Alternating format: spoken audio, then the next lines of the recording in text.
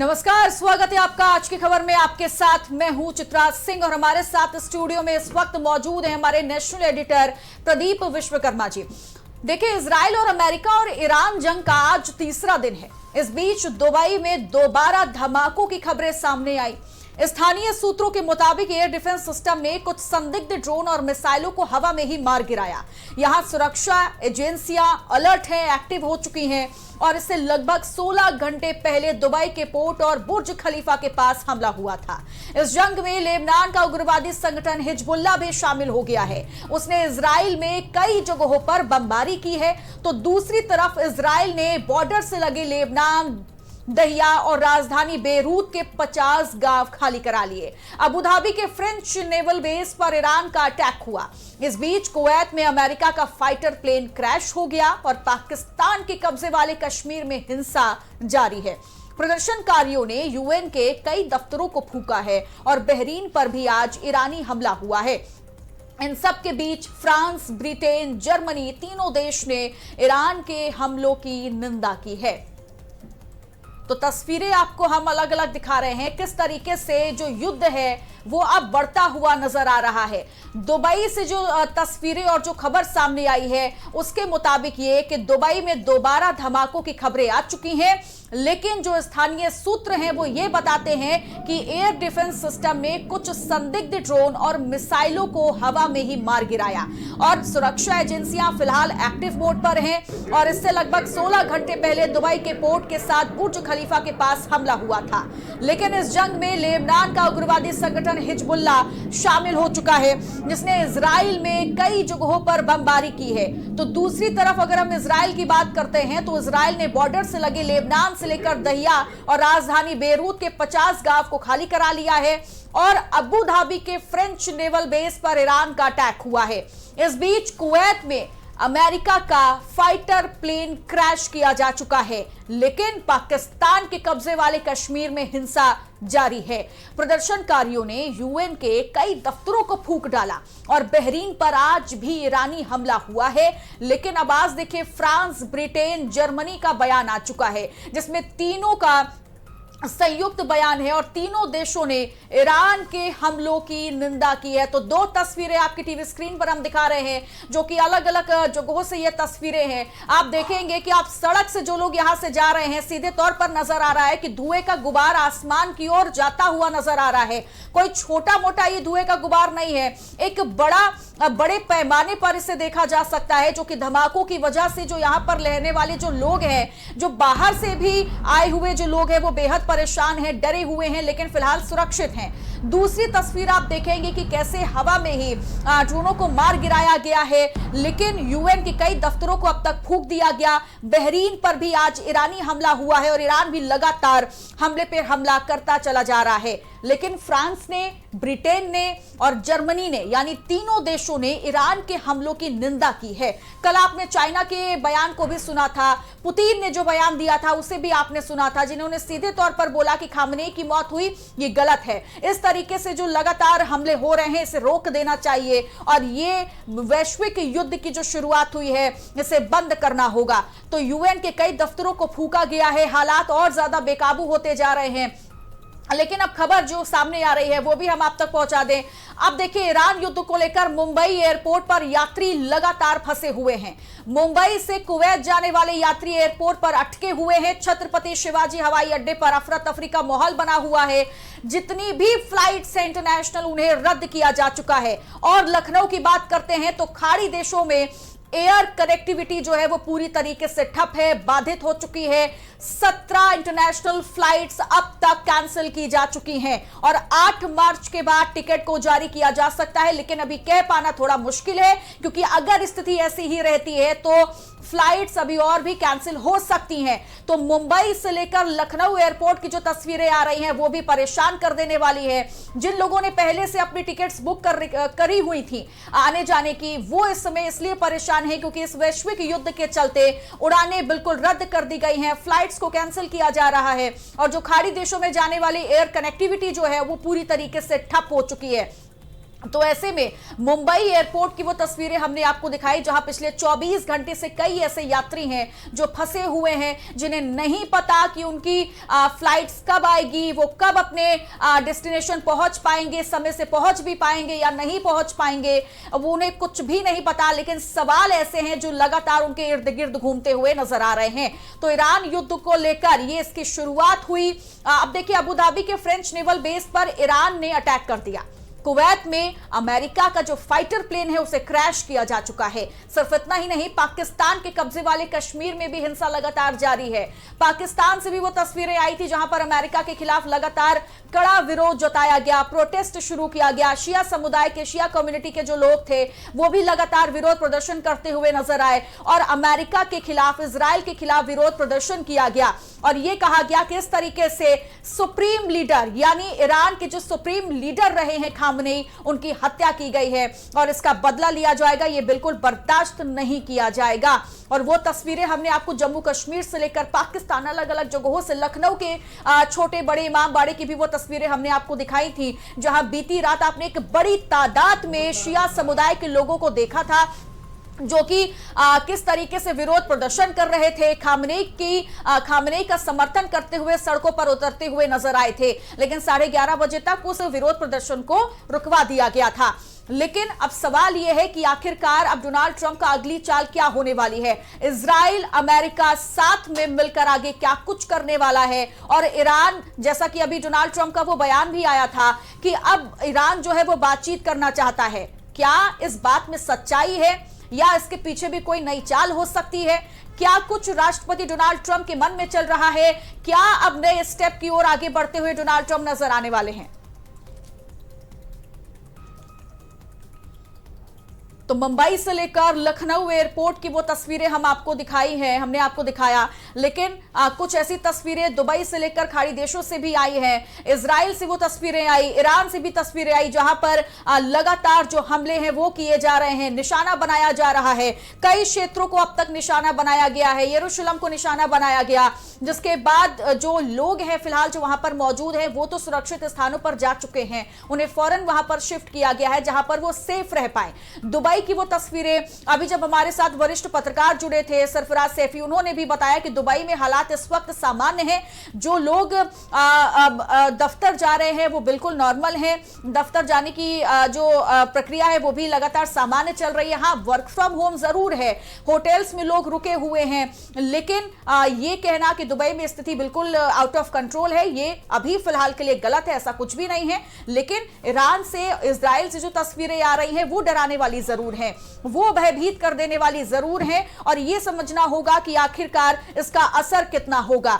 ना सिर्फ शेयर बाजार में इसका असर कितना देखने को मिलता है, बल्कि भारत की जीडीपी ग्रोथ पर कितना ज्यादा असर होगा, आर्थिक नुकसान कितना भारत को उठाना पड़ेगा, यह भी बड़ा सवाल है जिस पर आज हम चर्चा करेंगे। थोड़ी ही देर के बाद आपको हम बताएंगे, वो सारी अपडेट से रूबरू करवाएंगे कि आखिरकार इस वैश्विक महायुद्ध का असर किन किन देशों को उठाना पड़ सकता है और ईरान इस वक्त कहां खड़ा हुआ है।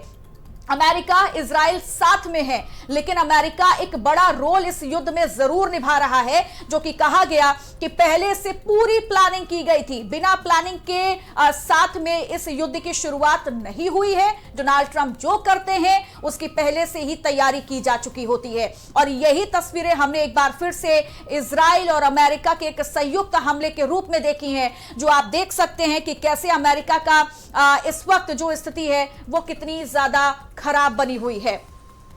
और हमारे साथ हमारे कुछ खास मेहमान भी जुड़ चुके हैं जिनसे आपको तारुफ भी करवाएंगे और इस चर्चा की शुरुआत भी हम करेंगे। फिलहाल प्रदीप जी, मैं आपके साथ ही शुरुआत करूंगी। ये जो इस वक्त स्थिति बनी हुई है, क्या लगता है कहां तक ये युद्ध जाने वाला है? देखो चित्रा, इस समय पूरी दुनिया दो खेमों में बट चुकी है। हम एक और देखें तो इजराइल और अमेरिका है, उसके साथ में यूरोपियन कंट्रीज आ चुकी हैं और उन लोगों ने बाकायदा बयान भी जारी कर दिए हैं। फिर चाहे वो इंग्लैंड हो या दूसरे यूरोपियन देश हो, उन लोगों ने संयुक्त बयान भी जारी किए हैं। तो दूसरी ओर अगर हम बात करें तो ईरान के साथ में भी कुछ लोग खड़े नज़र आ रहे हैं, बड़े देश खड़े नज़र आ रहे हैं, जिनमें तीन बहुत ही महत्वपूर्ण देश हैं। वो हैं रसिया और नॉर्थ कोरिया और चाइना। इन तीनों देशों ने ज़बरदस्त तरीके से क्रिटिसाइज किया, इसकी भर्त्सना की है जिस तरीके से उन्होंने बताया कि ये एक निर्मम हत्या की गई है, इसको ये नाकाबिले बर्दाश्त है और ये किसी की सॉवरेनिटी पर अटैक है, इसको बर्दाश्त नहीं किया जाएगा। तो 3 बड़े देश जो वो आकर के इधर खड़े हो गए हैं। भारत की अगर हम बात करें तो भारत का विपक्ष इजराइल और अमेरिका के खिलाफ खड़ा हुआ है, जिसमें प्रियंका गांधी का ट्वीट हमने दिखाया और उसके बाद में हम CPIM की बात करें, DK राजा की बात करें या तमाम दूसरे विपक्षी पार्टियों की बात करें, उन लोगों ने भी अपनी सॉलिडेरिटी दिखा दी है इजराइल और अमेरिका के खिलाफ में। ईरान के साथ में वो खड़े नजर आ रहे हैं। लेकिन हम अपने देश भारत का क्या रुख है, इसको लेकर के अभी कल से हमें इंतजार है। और कल ही जो प्रधानमंत्री जी ने एक छोटा सा जो ट्वीट हुआ था उधर सरकार की तरफ से कि वो अभी वेट एंड वॉच की स्थिति में है, नजर बनाए हुए हैं, क्योंकि हमारे साथ दोनों के संबंध बहुत अच्छे हैं। एक और हमारे साथ इजराइल से संबंध बहुत अच्छे हैं, टेक्नोलॉजिकली वो बहुत ही स्ट्रांग है। तो दूसरी ओर ईरान से हमारे साथ बहुत अच्छे संबंध है, क्योंकि हम वहाँ से क्रूड ऑयल भी खरीदते हैं और साथ साथ में तमाम सारे चीज़ों को भी वहाँ से खरीदते हैं। तो कुल मिलाकर के अब 2 खेमों में पूरा ये विश्व बढ़ता हुआ नजर आ रहा है। और अब बड़ी बात यह है कि एक और जहाँ युद्ध के लिए दोनों लोग एक दूसरे को ललकार रहे हैं और चोट पहुंचा रहे हैं, अटैक कर रहे हैं, तो वहीं दूसरी ओर सुलह समझौते की बात भी चल रही है। अमेरिका ने कहा कि ईरान ने गुजारिश की है कि ये इस लड़ाई से कुछ हासिल होने वाला नहीं है और बातचीत से ही हल निकलेगा। क्या वो अमेरिका इसके लिए तैयार भी है। तो दोनों तरफ से कूटनीतिक तरीके से भी काम चल रहा है, समझौते को लेकर के भी काम चल रहा है, क्योंकि अमेरिका और इजराइल का जो टारगेट था वो टारगेट उनका पूरा हो चुका है। उनका सबसे बड़ा दुश्मन खमेनी वो अब इस दुनिया में नहीं है, हालांकि ईरान उसको शहादत बता रहा है। तो ये हम साफ देख सकते हैं कि दोनों तरफ से बात चल रही है। एक और जहां लड़ाई चल रही है, लेबनान पर फिर से अटैक हो गया है। लेबनान का जो है हिजबुल्लाह है, उसने कसम खाई है कि हम इसका बदला जरूर लेंगे। तो और दूसरी तरफ ईरान ने कुवैत पर अटैक किया है, अमेरिका के फाइटर जेट को मार गिराने में सफलता हासिल की। हालांकि अभी इस पर रुक करके देखना होगा कुछ ये कितना सच है इसमें। और दूसरा तमाम अन्य देशों पर भी उसने अटैक किए हैं। इजराइल भी लगातार आक्रमण कर रहा है। तो कुल मिलाकर के स्थिति अभी ये है कि ऊहापोह की स्थिति बनी हुई है। कब क्या होगा, कब ये क्या देखना होगा काफी अभी दिलचस्प कह होगा। पाना मुश्किल है, क्योंकि पल भर में ही जो स्थिति है वो पूरी तरीके से बदल रही है। हमारे साथ प्रोफेसर MK अग्रवाल जुड़ चुके हैं और अनुपम तिवारी डिफेंस एक्सपर्ट हैं। आप दोनों का बहुत बहुत स्वागत है सर आज की खबर पर। लेकिन सबसे पहले अनुपम तिवारी जी, मैं आपके पास आऊंगी। आपने अब तक जो स्थिति देखी है, जो आकलन अब तक आपने किया है इस वैश्विक महायुद्ध को लेकर, जरा आप अपनी आसान शब्दों में, भाषा में समझाइए दर्शकों को कि क्या समझ में आया इस युद्ध को लेकर। जैसा कि प्रदीप जी ने अभी ये मेंशन किया है कि जो टारगेट था डोनाल्ड ट्रंप का वो पूरा हो चुका है, खामेनेई जा चुके हैं, बस इतना ही टारगेट था या फिर अभी और कुछ होना बाकी है? देखिए, प्रदीप जी सीनियर जर्नलिस्ट हैं, उनकी बात से पूरी तरह सहमत हूं कि मेन टारगेट तो खमेनेई ही थे, लेकिन इसके अलावा 2-3 टारगेट्स और हैं। और मैंने शायद आपके चैनल में कल भी बताया था कि टोटल 4 टारगेट्स उन्होंने बना के रखे हुए हैं। उन टारगेट में पहला टारगेट था खमेनेई, जिसको एलिमिनेट कर दिया गया है। दूसरा टारगेट है उनका न्यूक्लियर प्रोग्राम, उसको पूरी तरह डिस्ट्रॉय कर देना ईरान का। उसके ऊपर लगातार कार्रवाई चल रही है, हम देख रहे हैं फोर्डो में, इस्फहान में और तमाम न्यूक्लियर साइट्स के ऊपर लगातार बमबारी जारी है। तो उस टारगेट को भी आप ये मानिए कि अचीव हो ही चुका है। तीसरा महत्वपूर्ण टारगेट था जो मिसाइल प्रोडक्शन साइट्स हैं ईरान की, उनको पूरी तरह से नेस्तनाबूद कर देना, जिससे कि ये जो ईरानी मिसाइलें हैं जिनसे अमेरिका को, इजराइल को खतरा है, उससे बचा जा सके। अभी तक ये टारगेट पूरा नहीं हुआ है।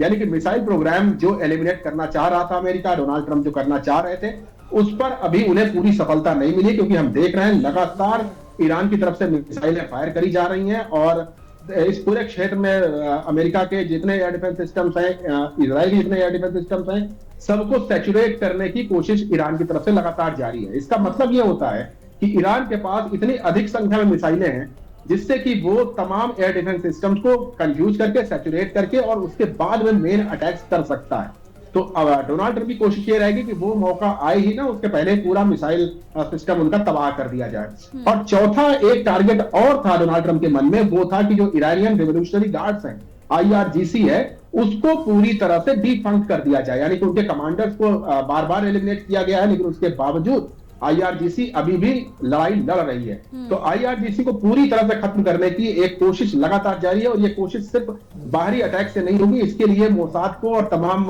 सीआईए जैसे एजेंसियों को ईरान के अंदर एक्टिवेट किया गया है, जिससे कि इन कमांडर को वहीं पर नष्ट किया जाए, मारा जाए, एलिमिनेट कर दिया जाए। तो ये 4 बड़े टारगेट्स थे जिनके ऊपर लगातार काम चल रहा है। खमेनेई इनमें से पहला टारगेट थे। दूसरी बात यह है कि इस विश्व का, इस महायुद्ध का परिणाम कहां तक फैल सकता है। देखिए, जिस तरह हमने देखा है कि ये बातें अब मिडिल ईस्ट के बाहर भी निकलती हुई दिखाई दे रही हैं। युद्ध की जो लपटें हैं अब सिर्फ मिडिल ईस्ट तक सीमित नहीं रह गई हैं। अभी आज रात में ही साइप्रस के ऊपर अटैक किया ईरान ने। साइप्रस के ऊपर अटैक इसलिए किया गया है कि वहां पर ऐसी खबरें थी कि बेंजामिन नेतान्याहू इजराइल जर्मनी जा रहे थे, शायद वहां पर वो कुछ देर के लिए रुके थे। तो इससे आप समझ सकते हैं कि लगातार एक्यूरेट टारगेट्स के ऊपर अटैक ईरान की तरफ से चल रहा है, और कोशिश ये करी जा रही है कि ईरान तो बर्बाद हो ही रहा है, लेकिन अपने अपोनेंट्स को भी वो काफी हद तक परेशान कर दे। तो यही आप देख रहे हैं कि जंग दोनों तरफ से जारी है और जबरदस्त तरीके से जारी है।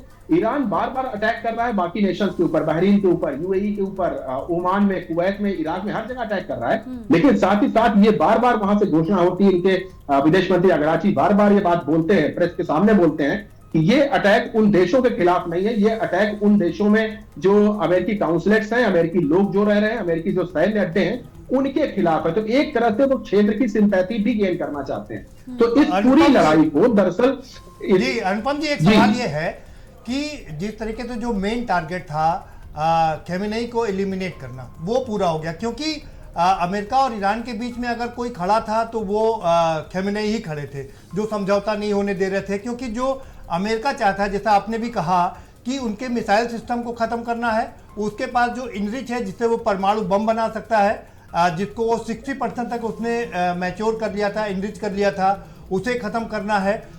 आपको नहीं लगता कि अब चूंकि ईरान सलाह के बता रहा है कि हम युद्ध से कुछ होने वाला नहीं है और बातचीत से ही सारी चीज़ें हल होंगी, अमेरिका ने भी इस बात की पुष्टि की है, आपको नहीं लगता कि अब दोनों अगर टेबल पर बैठेंगे तो इन दोनों प्रोग्राम को खत्म भी किया जा सकता है? और तीसरा, जो आपने रेवोल्यूशनरी गार्ड की बात की, पहले ही करीब करीब 50 बड़े इनके कमांडर मारे जा चुके हैं, पीआईओ के हेड मारे जा चुके हैं। तो मुझे लगता है कि अमेरिका ने अपना बड़ा जो उनका मेजर चंक का वो था वो अचीव कर लिया है। तो क्या दोनों टेबल पर आ सकते हैं? जी देखिए प्रदीप जी, मैं टेबल पर आने के पहले मैं इस बात को क्लियर कर दूं कि देखिए, ईरान ने जिस तरह से पिछले 1 दशक से लड़ाई लड़ी है, मैं पूरे 1 दशक की बात कर रहा हूं, वहां पर अब इंडिविजुअल्स इंपॉर्टेंट नहीं रह गए हैं। वहां पर आपने देखा कई साल पहले कासिम सुलेमानी की हत्या करी जाती थी।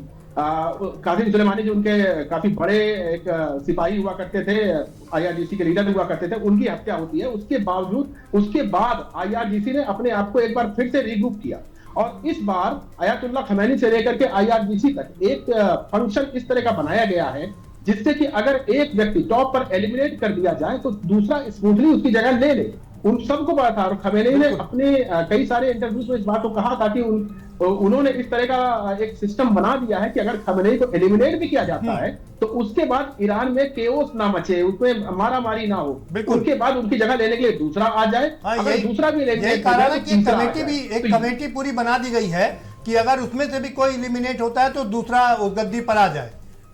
एक बार जी जी जी मैं यही कहना चाहता हूँ, एक बार कर ले, चीजें स्मूथ रहे और इसी तरह से अमेरिका से लड़ा जा सकता है। अब रही बात बातचीत की टेबल पर आने की, देखिए बातचीत की टेबल पर तो ईरान था ही, आप ये भी समझे, ईरान बातचीत की टेबल पर आ चुका था। 2 तारीख को टेबल पर तो था, लेकिन बातचीत हो रही नहीं अनुपम जी, बातचीत की टेबल पर तो था, बातचीत तो हो रही थी, लेकिन जो अमेरिका और इजराइल की डिमांड थी कि वो परमाणु बम ना बनाए, और इसीलिए उस पर पहले अटैक भी किया गया था, लेकिन वो परमाणु बम की ओर अग्रसर था। अब जो 30% इनरिच करने की बात थी वो 60% तक कर लिया था उसने। और इतना ही नहीं, जब अमेरिका और इजराइल ने अटैक किया था तो वो अपना उसने जो इनरिच मटेरियल था वो बताते हैं 500 ग्राम हटा करके दूसरी जगह उसने शिफ्ट भी कर दिया था।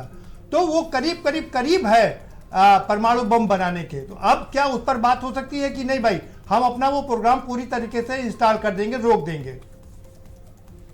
देखिए अभी पिछले हफ्ते जब इनकी लास्ट मीटिंग हुई थी, उस मीटिंग में ये बातें निकल के आई थी, खमनेई ने खुद स्वीकार किया था कि अगर बातचीत जारी रहती है तो खमेनी खुद इस बात के लिए रजामंद हो गए थे कि अब ये न्यूक्लियर एनिशन प्रोग्राम तो खत्म कर देंगे। बात फंसी हुई थी मिसाइल प्रोग्राम के ऊपर। अमेरिका चाहता था कि आप मिसाइल प्रोग्राम भी बंद कीजिए और उनमें खास तौर पर हाइपरसोनिक मिसाइलें जो आप बना रहे हैं उनको पूरी तरह से बंद कर दीजिए, क्योंकि हाइपरसोनिक मिसाइल एक ऐसा हथियार है जिसका तोड़ अमेरिका के पास भी बहुत सीमित मात्रा में है।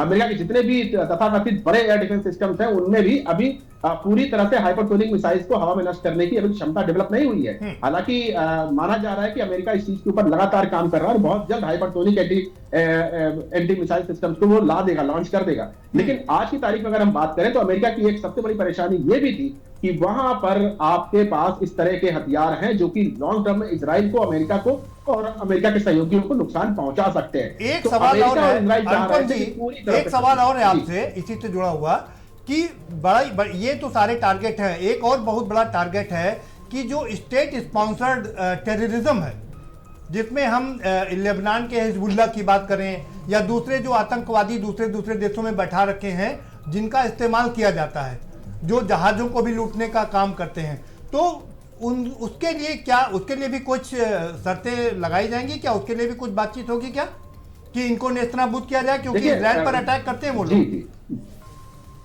देखिए, इजराइल को तीन तरफ से घेरा गया था ईरान के द्वारा। उनके जो प्रॉक्सीज थे, समंदर के ऊपर हूती था, फलस्तीन में हमास था और नॉर्दर्न एरिया में लेबनान में हिजबुल्लाह थे। अब आप देखेंगे पिछले एक साल के अंदर हमास लगभग खत्म हो चुका है, लगभग क्या पूरी तरह से खत्म हो चुका है, उसका कोई नाम भी नहीं लेता है। हिजबुल्लाह को की कमर तोड़ दी थी पिछले पेजर अटैक के समय में इजराइल ने। हुथीस यदा कदा इधर उधर कुछ हमले करते रहते हैं, लेकिन वो बहुत बड़ा थ्रेट नहीं। लेकिन ईरान लेबनान के हिजबुल्लाह ने कसम खाई, जंग हो, अनुपम जी, लेबनान के हिजबुल्लाह ने कसम खाई है कि वो अपने नेता की शहादत का बदला जरूर लेगा। वो पूरी तरीके से एलिमिनेट नहीं हुए ना, अभी है, काफी दम बाकी है। हिजबुल्लाह, मैं वही कह रहा हूँ प्रदीप जी, मैं वही कह रहा हूँ कि हिजबुल्लाह पूरी तरह से एलिमिनेट नहीं हुआ, लेकिन उनके जो बड़े लीडर्स थे, जो मेन अटैकर्स थे, उनको पहले ही एलिमिनेट किया जा चुका है। आप देखिए, कुछ चीजें केवल बताने के लिए होती है। हिजबुल्लाह को पता है कि अब उसकी इतनी ताकत नहीं बची है कि वो 1 to 1 इजराइल को परेशान कर सके। लेकिन हाँ, जब ईरान के खिलाफ वॉर चल रहा है तब हिजबुल्लाह, हूती और ये हमास से छोटे छोटे हमले करके भी इजराइल को परेशान कर सकते हैं। तो ये एक चक्रव्यूह रखने की कोशिश करी जा रही है और इन परिस्थितियों का फायदा उठाने की कोशिश करी जा रही है। अब देखिए, हकीकत ये है कि ईरान पूरी तरह से इस युद्ध को नहीं जीत सकता है। ईरान की जीत तभी हो सकती है जबकि वो इस युद्ध को लंबा खींचता चला जाए, और लंबा तभी खींच पाएगा जबकि बातचीत की टेबल पर भी आए और युद्ध भी चलता रहे। यानी कि दो तरफा जब काम होगा तभी ये युद्ध लंबा खींचेगा तो अमेरिका को परेशानी होगी, नेतान्याहू को अपनी जनता को जवाब देना पड़ेगा, और उसके बाद इनकी जो पॉलिटिकल जो जमीन इस युद्ध के बाद बनी है वो भी कहीं ना कहीं खिसकती हुई नजर आएगी। तो ये इतना युद्ध कभी भी पूरी तरीके से नहीं जीता जा सकता, ये हम भी जानते हैं और आप भी जानते हैं। आज दुनिया में जितने भी युद्ध हुए हैं वो पूरी तरीके से किसी एक के पक्ष में नहीं हुआ है। अब वो ये युद्ध चलता ही रहता है और नुकसान दोनों तरफ से ही होता है। आप बने रहिए हमारे साथ में अर्थशास्त्री और लखनऊ यूनिवर्सिटी के प्रोफेसर एम के अग्रवाल साहब भी जुड़े हुए हैं। एम के अग्रवाल साहब, बहुत स्वागत है आपका। जी, सवाल ये है सर कि जिस तरीके से उड़ानें सारी रद्द कर दी गई हैं और हमारा जो इम्पोर्ट है, जो जल डमरू मध्य है, उस पर बैन लगा दिया गया है। वहां से जहाज अब इधर आ नहीं पा रहे हैं, ना इधर से उधर जा पा रहे हैं। तो लाजमी है कि रेट बढ़ना है, क्योंकि हम 85 से 90% तेल अभी भी बाहर से खरीदते हैं और ईरान से और इन देशों से काफ़ी सारी चीज़ें हमारे पास हम लोग इंपोर्ट करते हैं। उन चीज़ों में भी काफ़ी बढ़ोतरी देखने को मिल रही है। ब्रेंट क्रूज की बात करें तो उसके दाम भी बढ़ गए हैं और वो करीब $70 तक पहुंच चुके हैं। ये क्या देखते हैं कि इसका कितना असर पूरी दुनिया पर और भारत में देखने को मिलेगा? देखिए प्रदीप जी, ईरान युद्ध अवश्यंभावी था। ऐसा नहीं है कि ये युद्ध अचानक हुआ है, और मुझे लगता है कई महीनों का युद्ध तैयारी चल रही है।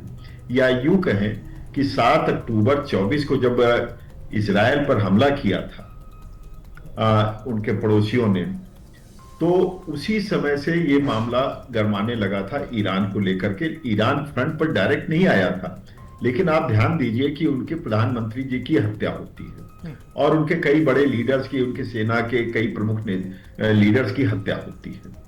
और वो कौन करता है ये भी सबको पता है। यानी कि वो जो छोटे स्तर पर युद्ध चल रहा था, वो धीरे धीरे बढ़ते बढ़ते ट्रंप के आने के बाद एक बड़ा स्वरूप ले लिया। और एक ऐसा युद्ध मुझे लगता है कि जो आधुनिक कालखंड में अचानक से नहीं हुआ है, ये पूरी तैयारी के साथ और नेगोशिएशन के साथ, वेल डिजाइंड है, बिल्कुल ठीक करे आप। और ऐसे में भारत जैसे एक सशक्त अर्थव्यवस्था अपनी तैयारी उसके पहले से कर रही थी। आप देखिए भारत का जो इंपोर्ट स्ट्रक्चर है, खासतौर पर क्रूड का अगर हम देखते हैं, तो क्रूड ऑयल को इतना डाइवर्सिफाई कर लिया है कि आज 40 से अधिक देशों से भारत की क्रूड इंपोर्ट होता है जी। वो लेकर के पड़ोस से लेकर के दूर तक होता है। निश्चित तौर पर क्रूड के दाम बढ़ेंगे, सबको पता था, और इसकी रणनीति भी भारत सरकार ने कई रूपों में कर रखी थी। उसकी फिर कभी अलग चर्चा करेंगे लोग, लेकिन कहने का मतलब कि भारत सरकार ने उसका जो कुशन तैयार कर रखा। तो भारत में जो बढ़ती हुई क्रूड का असर आना है, उनके दाम के बढ़ते हुए प्रभाव को भारत में काफी हद तक पहले ही न्यूट्रलाइज किया जा चुका है कि भारत की जनता को उतना असर नहीं झेलना पड़ेगा। लेकिन आप तैयारी बहुत करते हैं, सारे देश उसकी तैयारी करते हैं, भारत ने भी बहुत तैयारी की है, लेकिन जो तेल के दाम में उछाल आया है 65 से बढ़ करके अब वो $70 क्रूड एक वो बैरल हो गया है, तो असर तो कहीं ना कहीं देखने को मिलेगा ना। वो मिलेगा, लेकिन इतना तो शॉक एब्जॉर्ब कर लेगा, वो कंज्यूमर पर नहीं आने वाला। भारत सरकार आने नहीं देगी इस असर को। अब आगे की स्थिति ये देखनी है कि जैसा ट्रंप साहब कह रहे हैं कि 4 सप्ताह भी युद्ध चलेगा जी। और क्या अभी इसको हम मान लें कि जो लीडरशिप को खत्म करना था ईरान में, क्या वो पूरी तरह से न्यूट्रलाइज हो गया है? क्योंकि अभी उनका जो रियल उद्देश्य है कि सत्ता परिवर्तन, वो तो अभी हुआ नहीं जी। व्यक्तिगत कोई उनको खुमैनी से कुछ नहीं था। आप ये समझिए, वो पूरा एक जो स्ट्रक्चर था, उस स्ट्रक्चर को अभी पूरी तरह से क्या नेस्तनाबूद करके अल्टरनेटिव सरकार बन पाई? नहीं बन पाई है। अभी सबसे बड़ा सवाल न्यूक्लियर वगैरह तो सब ठीक है, तो ये जब तक नहीं होता है ग्लोबल लेवल पर अनिश्चितता बनी रहेगी। हाँ, ईरान ने जो एक बड़ा काम किया है अनसर्टेनिटी डेवलप करने के लिए ग्लोबल सप्लाई चेन में, क्रूड ऑयल के रूप में या ग्लोबल ट्रेड के रूप में, वो उन्होंने क्या किया, मिडिल ईस्ट के कई कंट्रीज को अपनी जद में शामिल कर। उनको कितना नुकसान पहुंचता है नहीं पहुंचता है, लेकिन आप देखिए फ्लाइट्स डिस्ट्रप्शन चारों तरफ शुरू हो गया है। इस तरह से आप देखिए मिडिल ईस्ट में इस प्रकार की अनिश्चितता का वातावरण ऐतिहासिक है। नहीं वो ऐसा कभी नहीं हुआ। नहीं, बिल्कुल ठीक बात। ईरान तक को न रखे। एमके साहब, ये बात आपकी ठीक है कि दोनों देश, दोनों तरफ के लोग अपनी अपनी रणनीति से काम कर रहे हैं, और इसी रणनीति के तहत ईरान ने वो हुर्मुज़ जलडमरू मध्य जिसको बोलते हैं, उस पर भी पूरी तरीके से पाबंदी लगा दी है, और वहां तमाम जहाज खड़े हुए हैं। और यहां तक कि कल एक जहाज ने उसको पार करने की कोशिश की थी, तो उस पर अटैक भी किया गया, और ये दर्शा दिया गया कि जो भी इस तरह से करेगा उसको उसका परिणाम भुगतना पड़ेगा। तो जाहिर सी बात है कि अगर इंपोर्ट नहीं होगा, क्योंकि कम से कम 30% ऑयल यहाँ से पूरे देश, पूरी दुनिया को जाता है, तो मुश्किलों का सामना करना पड़ेगा बाकी देशों को भी। बिल्कुल करना पड़ेगा, लेकिन उसी के साथ साथ जो और कंट्रीज में जो ऑयल एक्सपोर्टिंग कंट्रीज हैं, उनके यहां जब अनिश्चितता का वातावरण उत्पन्न हो रहा है, क्योंकि उन पर अटैक हो रहा है अमेरिका के बहाने, क्योंकि वो अमेरिका के अलाई है। आप किसने कल्पना किया था कि दुबई पर हमला होगा, यूएई पर हमला होगा, सऊदीया पर हमला होगा, कई इस प्रकार से कंट्रीज पर हमला हो रहा है। फिर आप एक चीज देखिए, युद्ध की व्यापकता देखिए, ठीक है अभी उस लेवल पर शुरू नहीं हुआ, लेकिन एक सांकेतिक ही सही यूरोप के राष्ट्रों ने भी कुछ मिसाइलें दागी हैं कुछ कंट्रीज पर। अब इस रूप में आप देखिए, इसकी व्यापकता के कारण ग्लोबल सप्लाई चेन डिस्टर्ब होता हुआ नजर आ रहा है। तो हम खाली इंपोर्ट की चिंता हमें नहीं है, हमें चिंता ये भी है कि हमारे एक्सपोर्ट भी प्रभावित होंगे। बिल्कुल, दोनों उन कंट्रीज में जो युद्ध में शामिल नहीं है। तो अब उसको समझना पड़ेगा। Already global trade, global supply chain पहले से ही डिस्टर्ब था काफी हद तक, कोविड के कारण, तमाम और कारण, कोविड के कारण, और दूसरा जो अग्रवाल साहब, जो रसिया और उसका यूक्रेन का जो युद्ध चल रहा है, यूक्रेन भी पूरे विश्व को खाना खिलाने की क्षमता रखता था, वहां भी वो पूरा तहस नहस होकर के रह गया। तो सप्लाई चेन तो पहले ही डिस्टर्ब है। देखिए, वो उसकी जहां तक बात है, भारत काफी हद तक सरप्लस प्रोडक्शन कर रहा है, तो भारत उसकी पूर्ति कर रहा है। सवाल ये नहीं है, सवाल सप्लाई चेन में आप देखेंगे कि तो आप क्रिटिकल मिनरल की समस्या आ रही है, क्रूड की समस्या तो दिख ही रही है। इसी प्रकार से सामान्य वस्तुओं की भी आपूर्ति मुश्किल हो जाएगी। बिल्कुल। आप यूरोप सबसे ज्यादा संकट में यूरोप आता हुआ दिखाई पड़ रहा है, क्योंकि उसके जो कृषि पदार्थ हैं, आप समझिए वो कृषि पदार्थ तो अफ्रीका और एशिया से या लैटिन अमेरिका से जाते हैं। कौन सा यूरोप प्रोडक्शन कर रहा है? तो उनको खाने पीने की समस्या हो सकती है। बिल्कुल। आप वहां पर जाइए, गेहूं उतना बड़ा संकट फिलहाल नहीं है, या चावल उतना बड़ा संकट नहीं है, लेकिन कहने का मतलब यह है कि अभी इसका आकलन होगा। लेकिन बहुत सी चीजें ऐसी हैं जो सामान्य उपभोग की आवश्यकताएं हैं, उनकी पूर्ति विकसित राष्ट्रों को यूरोप में होना मुश्किल हो जाएगा। और खास तौर पर चीन जिस प्रकार से आहत फील कर रहा है, और कहीं ना कहीं रशिया आहत फील कर रहा है, अगर ये विभीषिका बढ़ती है, ये अगर मान लीजिए अमेरिका इस युद्ध को यहीं पर रोक नहीं लेता, समेट नहीं लेता है किसी कारण से, और इसको और विस्तारित करता है, या ईरान रिटेलिएशन में इसको और हवा दे देता है, तो आगे आने वाला संकट और बड़ा होगा। और यदि इसी स्तर पर रोक लिया जाता है, तो मुझे लगता है जो आर्थिक क्षति आप है, ठीक करें अग्रवाल साहब, जैसे जैसे युद्ध बढ़ेगा और युद्ध की विभीषिका बढ़ेगी, ये संकट और भी गहरा होगा, और इसको सिर्फ एक दो कंट्रीज नहीं बल्कि विश्व की तमाम देशों को इससे नुकसान होगा। एक और सवाल, आखिरी सवाल है आपसे, उसके बाद हम फिर से अनुपम जी के पास जाएंगे। आप बने रहिएगा हमारे साथ। एक सवाल ये कि भारत की अर्थव्यवस्था की हम अगर पर्टिकुलरली बात करें, तो हम बासमती एक्सपोर्ट करते हैं और इम्पोर्ट बहुत ज़्यादा हमारा उस पर वो है, तमाम चीज़ें हम ईरान को भी एक्सपोर्ट करते थे। अब जिस तरीके से एक्सपोर्ट पर भी प्रभाव पड़ा है, और हमारी जितनी एयरलाइंस हैं उनके सारे टिकट कैंसिल हो गए हैं, उड़ानें सारी रद्द कर दी गई हैं वेस्ट एशिया के लिए, अगले आदेश तक उनको रोक दिया गया है। तो बहुत बड़ा असर पड़ता हुआ दिखाई दे रहा है। और आर्थिक रूप से क्या भारत, आपको लगता है कि भारत जो 5 ट्रिलियन इकोनॉमी की तरफ बढ़ रहा है, विश्व की तीसरी अर्थव्यवस्था के लिए भी आगे बढ़ रहा है, उस पे क्या एक ये झटका लगेगा?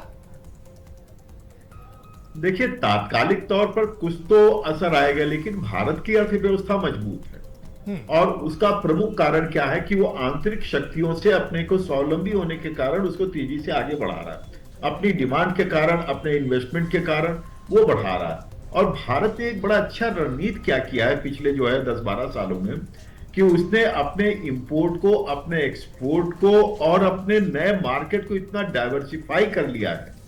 ठीक है, ये प्रक्रिया ऐसा नहीं कि समाप्त हो गई, ये प्रारंभ हुई है, तो इस प्रक्रिया को वो जारी रखेगा। जब अमेरिका के साथ हमारे ट्रेड वार हो रहे थे, ट्रेड वार कह लीजिए, टैरिफ वार कह लीजिए, जब चल रहा था, तो हमने क्या किया, उसके अल्टरनेट में हमने अपने को डाइवर्सिफाई किया। उस डाइवर्सिफाई का नतीजा क्या हुआ, यूरोपियन यूनियन से हमारा जो है ट्रेड एग्रीमेंट हो जाता है। उस ट्रेड एग्रीमेंट से दबाव में आता है अमेरिका, और अमेरिका लगभग हमारी सारी शर्तों को मानते हुए, जो प्रमुख शर्तें थी एमएसएमई को लेकर के, या इस प्रकार से कृषि पदार्थ को या डेयरी प्रोडक्ट्स को लेकर मानते हुए, वो हमसे ट्रेड एग्रीमेंट की ओर आगे बढ़ता है।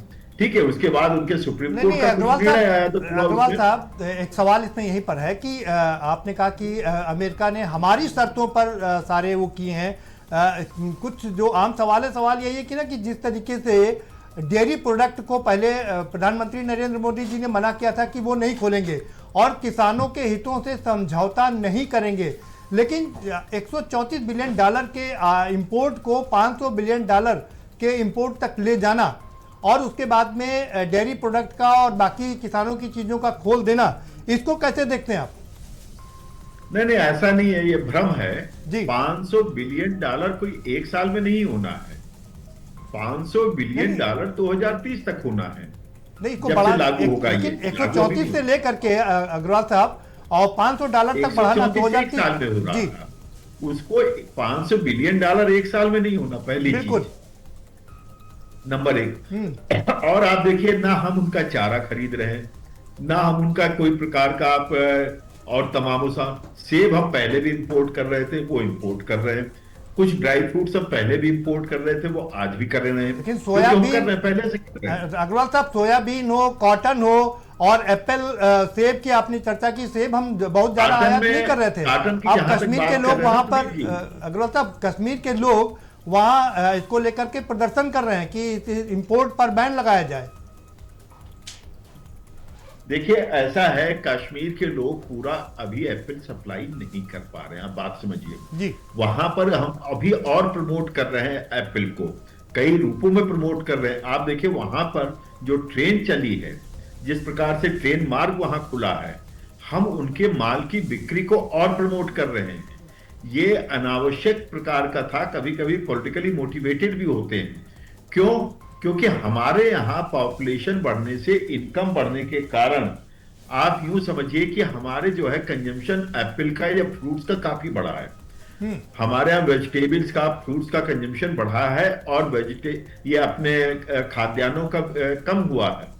तो ऐसे में हमारी आवश्यकताएं बढ़ रही हैं, तो इसीलिए देखिए उनको समझ में आ गया कश्मीर वाले, नहीं उसके वो बाद ठीक से है। उन्होंने नहीं हमारी किया। देखिए अग्रवाल साहब, ये बात ठीक है, हमारे देश में बहुत सारी चीजें ऐसी हैं जिनका अभी तक वो सप्लाई उतनी नहीं हो पाती है जितना उनका कंजम्पशन है।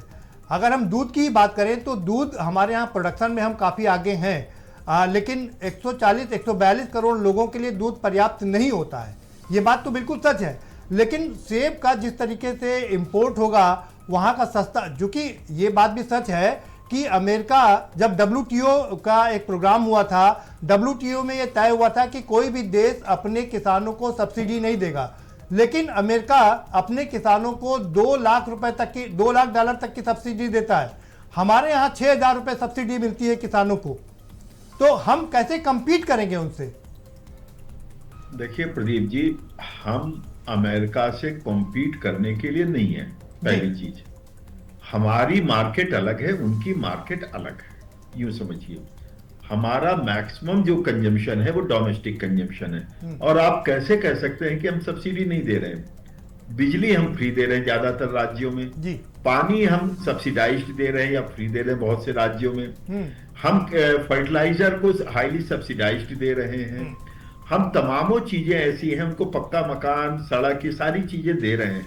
आप ये नहीं कह सकते कि हम नहीं कर रहे हैं। नहीं, हम ये खूब कर रहे हैं। नहीं अग्रवाल साहब, ठीक ये है। तो ये और सारी चीजें उसका तो अमेरिका भी नतीजा ये देता है। है। खैर, हम इस समय अपने इंडिया और अमेरिका की ट्रेड डील पर मुझे लगता है कुछ ज्यादा ही अंदर आगे चले गए हैं। वापस आते हैं इस युद्ध की ओर। आपसे आखिरी सवाल है, आप भी उसके बाद भी बने रहिएगा, हम चर्चा आपसे भी जारी रखेंगे कि इस युद्ध की विभीषिका ये जितना लंबा खींचेगा उतना ही मुश्किल होगा विश्व बिरादरी को लेकर के। क्या आप इस बात से सहमत हैं?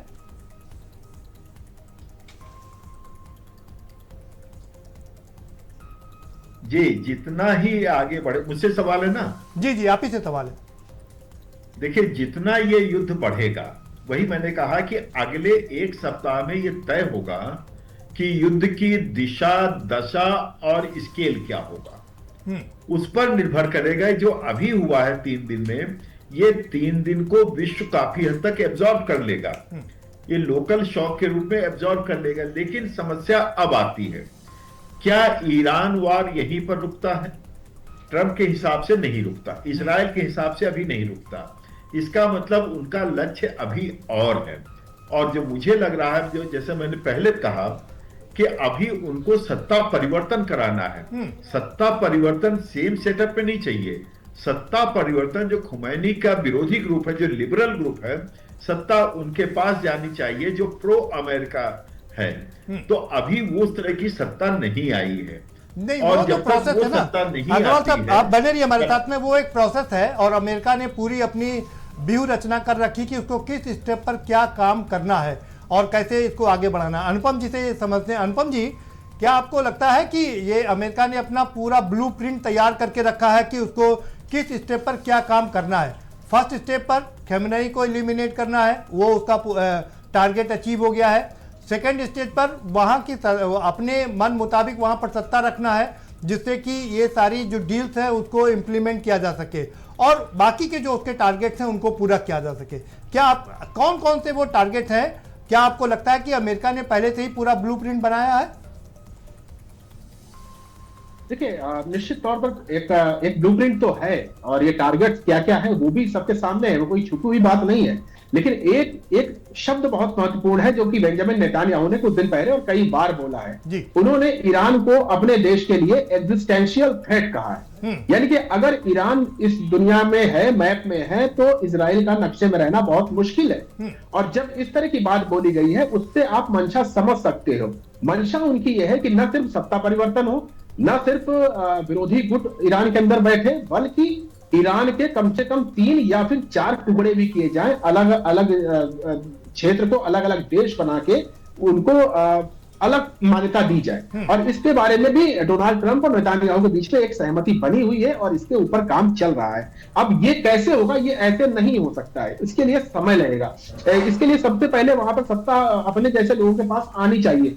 वो व्यक्ति भी उन्होंने चिन्हित कर रखा है, रजा पहलवी, जो कि अमेरिका में बैठे हुए हैं, जिनको कि बार बार सामने लाया जाता है और वो अपनी जनता को उकसाते रहते हैं कि अनुपम जी, खमेनेई की सत्ता के खिलाफ आइए। सवाल ये है कि चाहत तो बहुत होती है, चाहत तो हर आदमी की इतनी होती है कि उसकी कोई लिमिट नहीं होती है।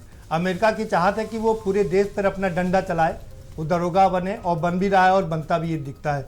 लेकिन और वैसे इजराइल की चाहत है कि ईरान को समाप्त करे, क्योंकि ईरान अगर रहता है तो उनके एग्जिस्ट पर उनके सवाल खड़ा होता है।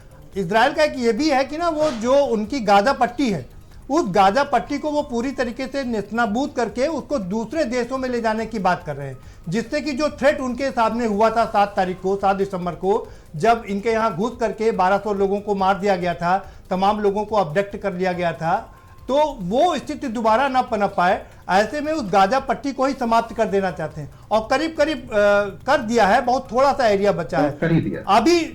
उनका जो अंतिम लक्ष्य है कि उसको जो थोड़ा बचा है उसको भी किसी दूसरे देश में इसको शिफ्ट कर दिया जाए। तो सवाल मेरा यह है, चाहत की बात करें तो चाहत तो अनलिमिटेड है ना अनुपम जी?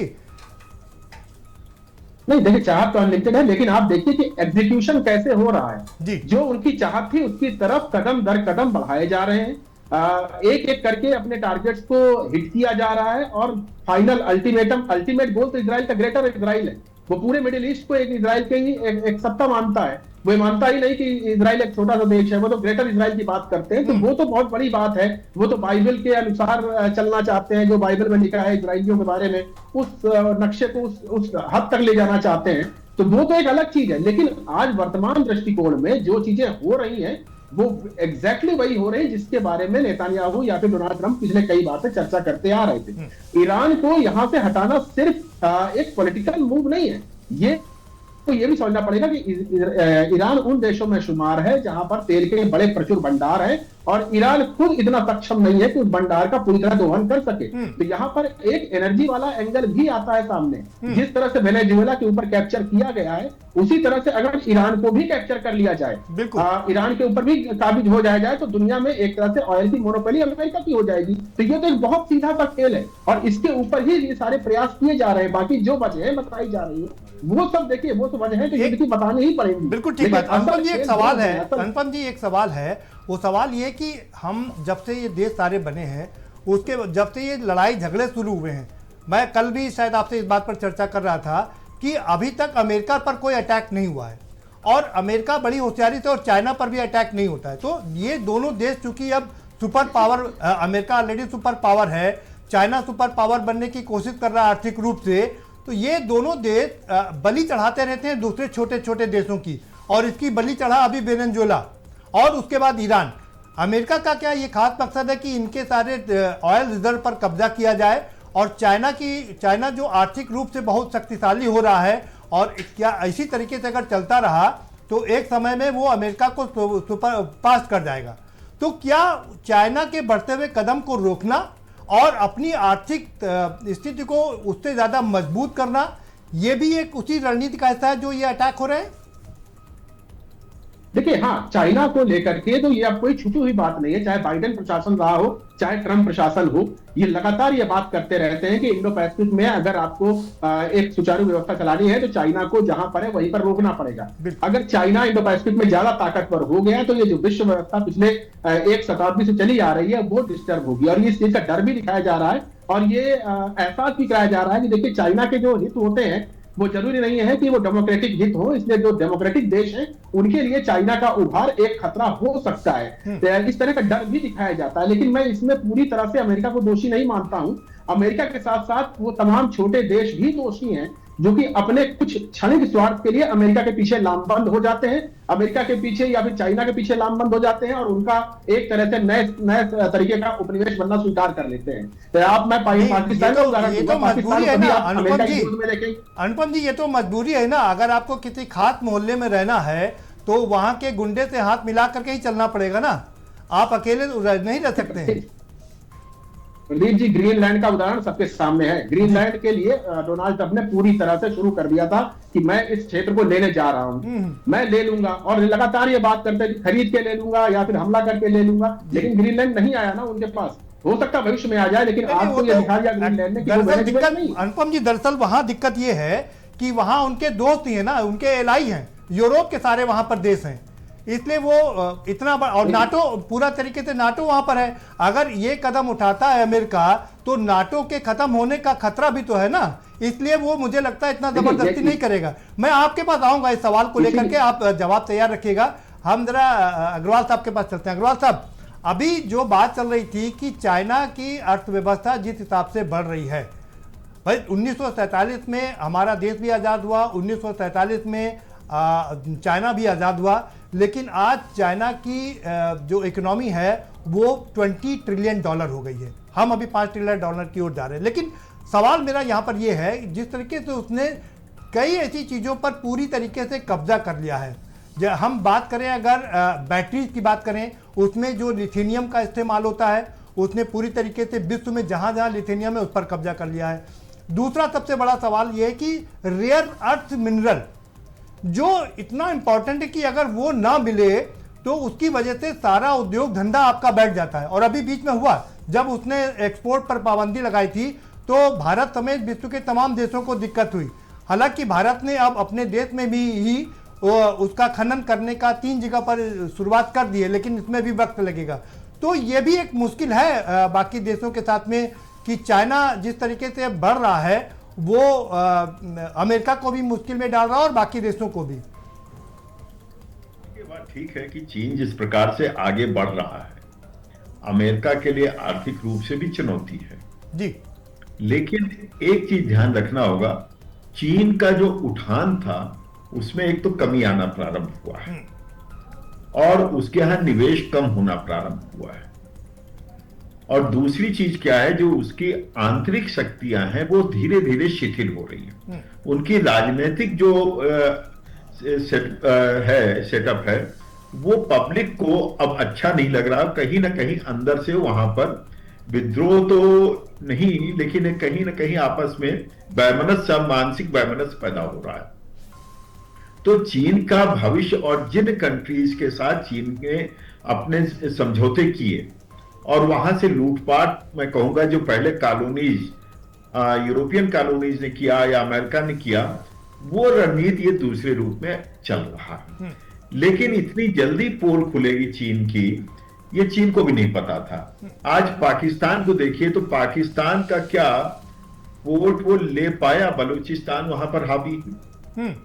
पीओके में देखिए तो नहीं ले पाया, नहीं कोई ना कोई शक्तियां काम कर रही हैं। लेकिन तमाम रास्ते तो वहां तक बना लिए ना अग्रवाल साहब, पीओके तक रास्ता बना लिया है, उसका जो अपना एक वन रोड वन बेल्ट का मामला है। रास्ता प्रदीप जी बंद भी तो हो रहा है उनका जी, उनका रास्ता ब्लॉक भी हो रहा है, और उस ब्लॉकेट के कारण चीन को सफलता नहीं मिल पाई है पाकिस्तान में। आज चुनौती ये है, और उनका ऋण उनके ऊपर बढ़ता जा रहा है, ऋण की अदायगी में दिक्कत आ रही है। यही हाल अफ्रीका के देशों के साथ नहीं, अब भारत क्या कर रहा है कि ऐसे रास्तों को सपोर्ट, कि चाइना ने अरबों डॉलर अपना अमेरिका में भी निवेश कर रखा है, और वो ये भी थ्रेट देता है कि अगर वो ये भी थ्रेट देता है कि अगर अमेरिका ने ज्यादा कुछ किया तो वो अपना सारा इन्वेस्टमेंट वापस ले लेगा, तो उसके लिए भी चुनौती। लेकिन मेरा जो सवाल मूल रूप से आपसे था वो यही है, इस बीच शायद कोई बड़ी खबर आ रही है। देखिए, ईरान जो सेंसेक्स और निफ्टी में है उसमें भारी और ऐतिहासिक गिरावट दर्ज की गई है। कच्चा तेल भी महंगा हो गया, जिस पर हम लोग चर्चा कर ही रहे थे। सोने चांदी के दाम भी काफ़ी बढ़ गए हैं, तो ये तो लाजमी ही था और इसको होना ही था। और वो सामने दिखाई दे रहा है। कच्चे तेल के दाम बढ़ गए हैं, $70 क्रूड ऑयल हो गया है और इसमें अभी ये और बढ़ेंगे। हालांकि इसमें बहुत घबराने की बात नहीं है, क्योंकि 2014 से पहले की अगर हम बात करें तो ये $112 तक पहुंच गया था। तो अगर ये थोड़ा बहुत बढ़ता है तो कोई दिक्कत नहीं होगी। सोने चांदी के दाम पहले से ही बढ़े हुए थे और कच्चे तेल के दाम भी बढ़ना ही लाजमी है। जब युद्ध होता है तो ये सारी चीज़ें होती हैं।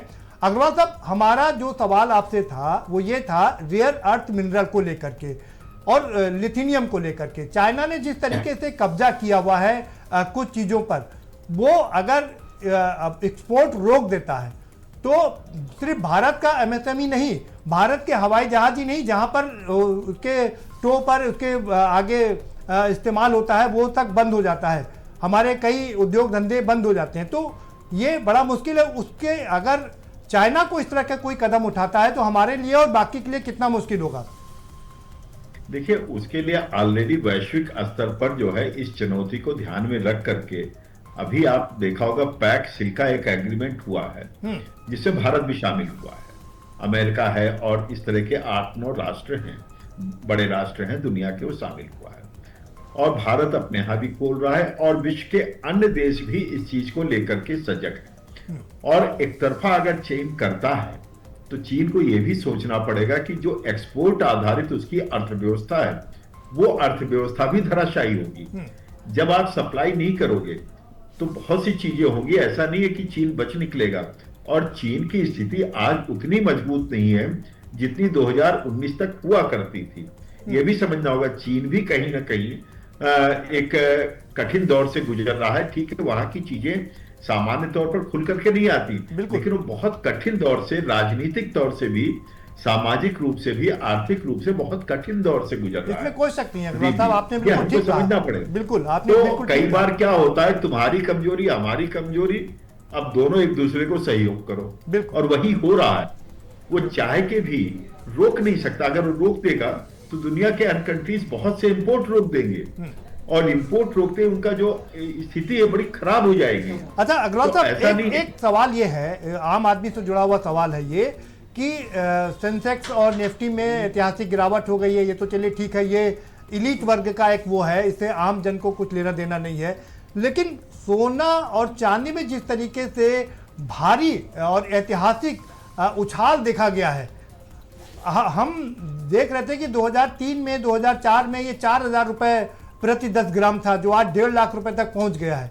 अब लोग 24 कैरेट सोना और 22 कैरेट सोना भूल करके 18 कैरेट पर आ गए। आपको लगता है कि जो आम जन है, जो अपनी बेटी को थोड़ा सोना देना चाहता है भविष्य की सुरक्षा के लिए, क्या लगता है इसकी वजह से उन लोगों को काफ़ी नुकसान हो रहा है?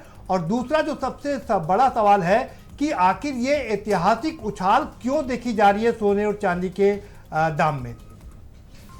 देखिए प्रदीप जी, हो क्या रहा है कि पिछले 4-5 वर्षों से विश्व के राष्ट्र सोना बहुत खरीद रहे हैं जी।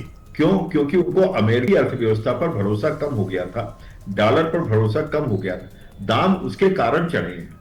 और यही ट्रंप की सबसे बड़ी चिंता है कि हम डी डॉलराइजेशन से ग्रसित हैं। बिल्कुल। तो जब ये सोना खरीद रहे हैं, जो राष्ट्र भी खरीद रहा है वो फायदे में है, नुकसान में नहीं है, ध्यान रखिएगा।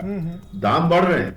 तो जब उन्होंने, मान लीजिए आज भारत के दृष्टिकोण से देखिए, आज 1,70,000 के आसपास है, तो 70,000 में खरीदा हुआ है, तो आज भारत को फायदा ही हुआ है। नहीं, भारत को तो फायदा हुआ है अग्रवाल साहब, भारत को तो फायदा हुआ है, लेकिन भारत के जो आम गरीब लोग हैं वो तो खरीद के रख नहीं पाते हैं ना। और जब उनकी शादी होती है, उनके घर में शादी होती है, तो थोड़ा बहुत खरीदते हैं, तो उनके लिए तो थोड़ी मुश्किलात होगी ना। वो 10 तोले की जगह 2 तोला खरीदेंगे तो भी फायदे में रहेंगे। बिल्कुल, आप ये ध्यान रखिए। और भारत का कैसे खरीदेगा डॉक्टर साहब? 4,000 से लेकर के 1,70,000 तक हो गया। जो बजट है वो खरीदेगा जरूर प्रदीप जी, उसकी ये आवश्यकता नहीं है। लेकिन हमारे यहाँ एक घरेलू मजबूती और घरेलू निवेश के लिए होता है, और सोना चांदी वो खरीदेगा ही खरीदेगा, चाहे 2 लाख रुपए में हो जाए, की जगह 200 लोगों को भोजन कराएगा। बिल्कुल। लेकिन कपड़ा कम खरीदेगा, लेकिन सोना जरूर खरीदेगा। चाहे 2 लाख में हो जाए सोना, अग्रवाल साहब ठीक करें आप, चाहे 2 लाख में हो जाए, लेकिन सोने के प्रति उसकी जो ललक है, उसका जो भरोसा है, वो जरूर वो कायम रहेगा। और हमारी इकोनॉमी जी हमारी डॉक्टर आपके पास आ रहा के लिए मजबूत है। जी आपके पास आ रहा हूं। आपने एक बहुत अच्छे शब्द का इस्तेमाल किया और मैं भी उस पर डिस्कस करना चाह रहा था, डी डॉलराइजेशन। इस पर हम चर्चा जरूर करेंगे क्योंकि ब्राजील में जो समिट हुई थी उसमें मोदी जी ने, हमारे देश के प्रधानमंत्री ने कहा था कि डी डॉलराइजेशन की तरफ हमें बढ़ना पड़ेगा और हमें आपसी जो एक्सचेंज होता है हमारा रुपया, जैसे हम रसिया से करते हैं तो रूबल और रुपए में ट्रेड हो, इस पर हमें आगे बढ़ना होगा। लेकिन अमेरिका ने इसको पूरी तरीके से खारिज किया था और यहाँ तक की धमकी दे दी थी कि अगर किसी ने डी डॉलराइजेशन की बात किया तो उसको बुरे परिणाम भुगतने पड़ेंगे। हम इस बात का आपसे जरूर जवाब लेंगे, लेकिन उससे पहले अनुपम जी के पास चलते हैं। अनुपम जी, आपने देखा अग्रवाल जी आर्थिक स्थिति पर कैसे बता रहे हैं, लेकिन हम आपसे जो समझना चाह रहे हैं डिफेंस सिस्टम की। अटैक हो रहा है आजकल, युद्ध आमने सामने के होते नहीं है, सैनिक युद्ध लड़ते नहीं है, तकनीकी रूप पर युद्ध लड़ा जा रहा है। ऐसे में डिफेंस सिस्टम सबसे महत्वपूर्ण चीज हो जाती है।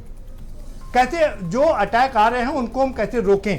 आप क्या देख रहे हैं कि ईरान के पास में वो कौन सा डिफेंस सिस्टम है जिससे कि वो इजराइल और अमेरिका के जो घातक वेपन है उनको रोक सके? क्योंकि इजराइल के पास तो हमने देखा और अमेरिका के पास में तो तमाम सारे वेपन्स हैं। रसिया के पास में S-4 है और वो S-500 बनाने की बात कर रहा है। हमारे पास S-400 है, हम S-500 रसिया से खरीदने की बात कर रहे हैं, जिसका बखूबी इस्तेमाल किया गया था इंडिया और पाकिस्तान के युद्ध में और पाकिस्तान से आने वाले सारे अटैक को नेस्तनाबूद कर दिया गया था। तो आप ईरान के पास वो कौन सा डिफेंस सिस्टम देख रहे हैं जिसकी वजह से अमेरिका और इजराइल को दिक्कत आ रही है या दिक्कत आ सकती है?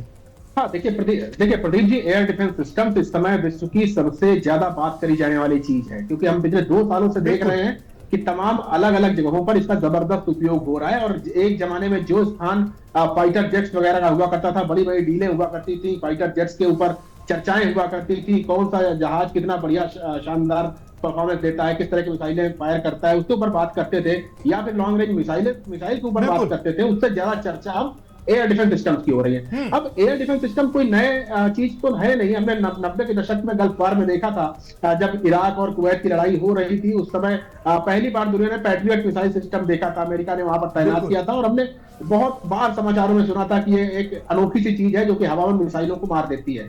अब 1990 से समय बहुत बदल चुका है और इस टेक्नोलॉजी ने एक बहुत ही एडवांस कदम उठा लिया है। अब नए नए तकनीकी AI वगैरह का सहारा लेकर के ये एक अलग ही लेवल पर जा चुका है। तो अगर हम सिर्फ ईरान की बात करें तो ईरान के पास अपना कोई एयर डिफेंस सिस्टम नहीं है। ईरान पूरी तरह से रशिया से आए हुए S-400 S-300 400 तो उनके पास नहीं है, S-300 है।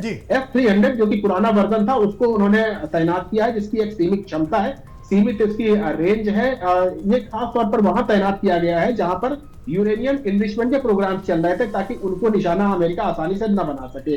लेकिन हमने देखा है कि उसको भी भेद दिया अमेरिकी मिसाइलों ने, इजरायली मिसाइलों ने। और इसके पहले जब पिछले साल जून में 12 दिन का युद्ध चला था, तब भी इस्फहान, फोर्दो और तमाम उन इलाकों में जहां पर ये एयर डिफेंस सिस्टम लगा था, वहां पर इजराइल ने एयर अटैक्स भी बेहतर तरीके से किए थे और B-2 बॉम्बर से बम अनुपम जी, एक सवाल आपको माफ करेगा, इंटरप्ट कर रहा हूं, एक सवाल है यहाँ पर कि आप कह रहे हैं कि ईरान के पास में S-300 है जो कि शायद रसिया ने उसको दिया, क्योंकि रसिया, नॉर्थ कोरिया और चाइना तीनों मित्र हैं ईरान के और तीनों साथ में खड़े भी हैं। इस बात में कोई शक नहीं है कि वो लगातार इजराइल और अमेरिका को कटघरे में खड़ा कर रहे हैं। रसिया ने उसको अगर S-300 दिया है तो क्या चाइना का जो डिफेंस सिस्टम है, क्योंकि चाइना के पास में S-300, S-400, S-500 नहीं है, क्योंकि वो उस काउंसिल का मेंबर नहीं है जहां पर से ये हथियार S-3 डिफेंस सिस्टम खरीदा जा सकता है। तो चाइना ने भी लेकिन अपना डिफेंस सिस्टम बनाया है ना, जो उसने पाकिस्तान को दिया है। क्या वो चाइना का डिफेंस सिस्टम भी है? जी, चाइना का मैं वहीं पे आ रहा था प्रदीप जी, कि जहां एक तरफ उनका S-300 काम कर रहा है, अमेरिका रूस द्वारा दिया हुआ, वहीं पर अब चीन का HQ-9 ये एक एयर डिफेंस सिस्टम है जिसका हमने ऑपरेशन सिंदूर में भी नाम सुना था। पाकिस्तान में इसकी तैनाती थी और इसको बहुत आसानी से भारत की ब्रह्मोस मिसाइलों ने पाकिस्तान के अंदर निशाना बना लिया था। तो वही HQ-9 यहाँ पर भी है। और इसमें देखिए सबसे मजेदार बात यह है प्रदीप जी HQ-9 को बहुत बढ़ा चढ़ा करके चाइना ने पेश किया था पूरी दुनिया में, और ये कहा था कि ये आयरन डोम का रिप्लेसमेंट हो सकता है जो इजराइल के पास है। लेकिन हमने देखा कि HQ-9 की दुर्गति ऑपरेशन सिंदूर में भी हुई। इसके पहले वेनेजुएला में जब अटैक किया था अमेरिका ने, वहां के राष्ट्रपति को उठाया था, वहां पर भी वेनेजुएला भी अपने एयर डिफेंस के लिए HQ-9 का उपयोग कर रहा था, वहां पर भी वो फेल हुआ। उसको पता ही नहीं चला कि इस तरह कोई ऑपरेशन होने वाला है। अब तीसरी बार ईरान के अंदर भी पूरी तरह फेल दिखाई दे रहा है। तो चाइना का माल है। माफ करिएगा, अगर हम वेनेजुएला की बात करें तो उनका तो रडार सिस्टम ही पहले फेल कर दिया था ना अमेरिका ने, उसके बाद ही तब उसको तो मौका ही नहीं मिला, क्योंकि जब तक रडार सिस्टम आपका नहीं चलेगा तो वो कोई चीज इंटरसेप्ट ही नहीं कर पाएगी, और इंटरसेप्ट नहीं करेगी तो अटैक कैसे करेगी? प्रदीप जी वो जो रडार सिस्टम जिसकी आप बात कर रहे हैं वो HQ-9 सिस्टम ही था जो कि चाइना से आया हुआ था।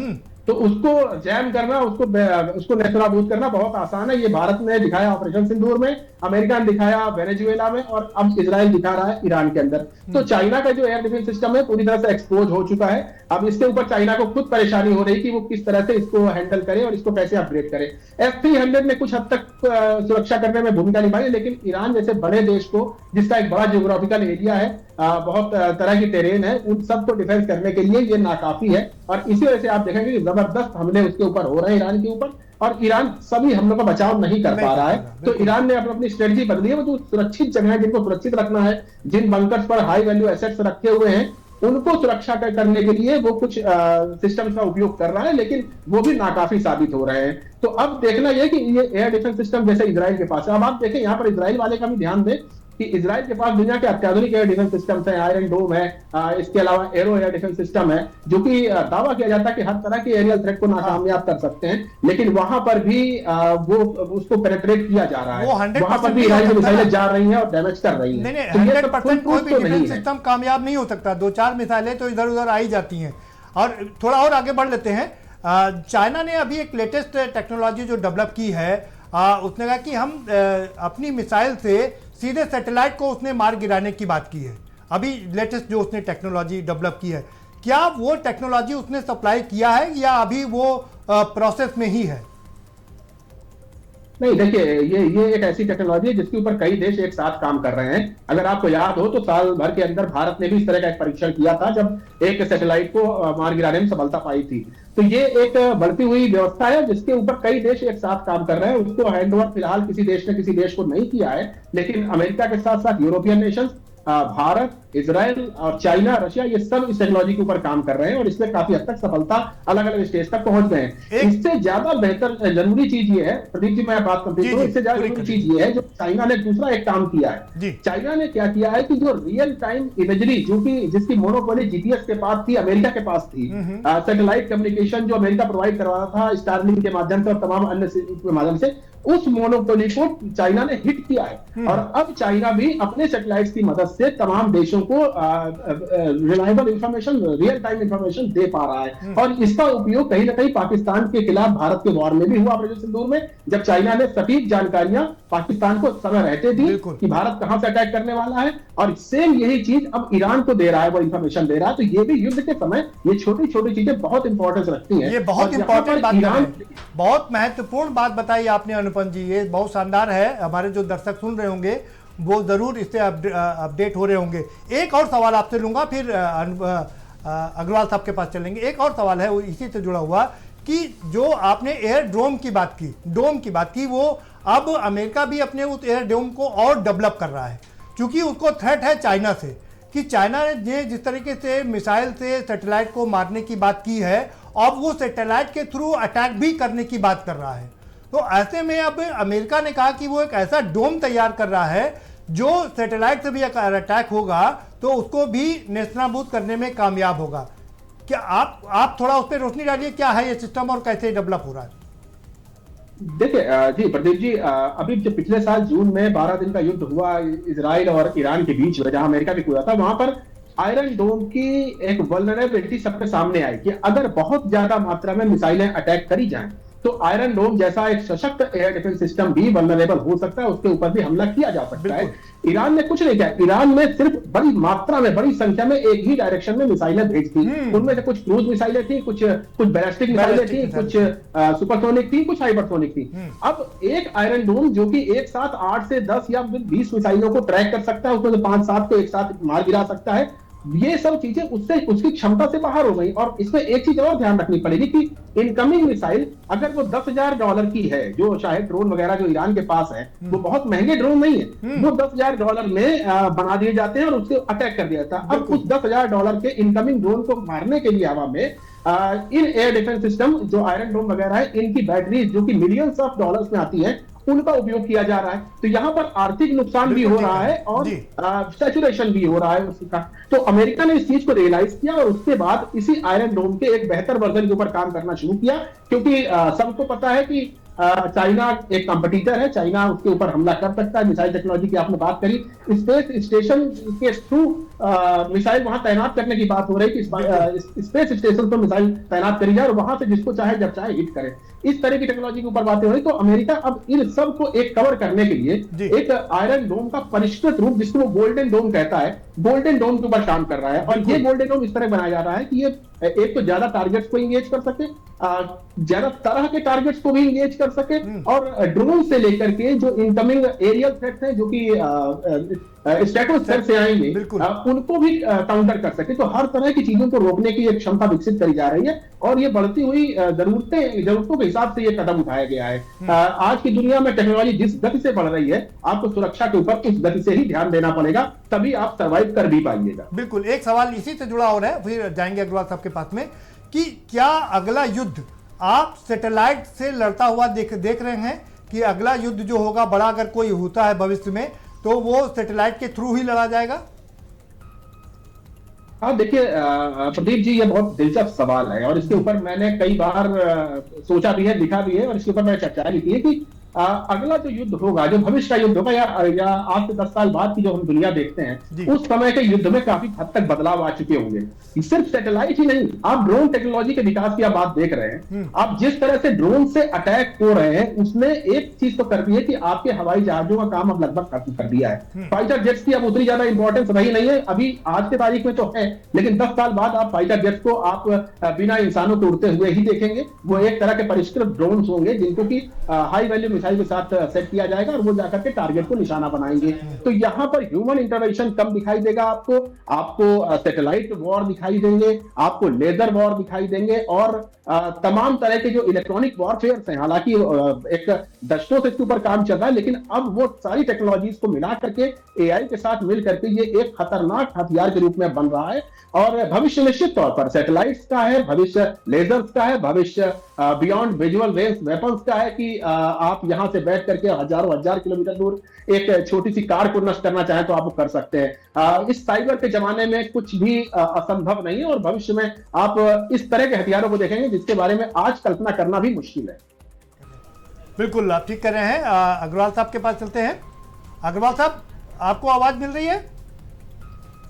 जी अग्रवाल साहब, आपने ये पूरा युद्ध देखा और आप तो चूंकि अरसात पर लंबे समय तक काम कर रहे हैं, पढ़ाते भी हैं बच्चों को, तो भविष्य में आप क्या देख रहे हैं कि ये जो युद्ध की विभीषिका बढ़ती जा रही है, उससे जो वर्ल्ड की जीडीपी है उस पर कितना इम्पैक्ट डालेगा ये सारे युद्ध?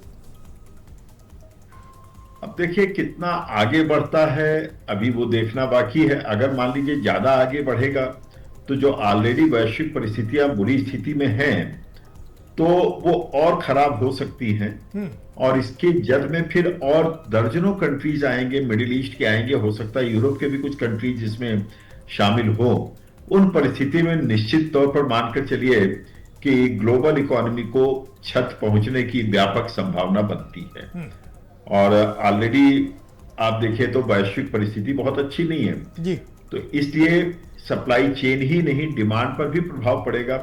अब मसलन मान लीजिए ईरान के सामने समस्या क्या आने वाली है, ईरान या आसपास की इस तरह से चीजें अगर बढ़ती रही तो समस्या ये आएगी कि हम कैसे अपने घरेलू आवश्यकताओं की पूर्ति करें।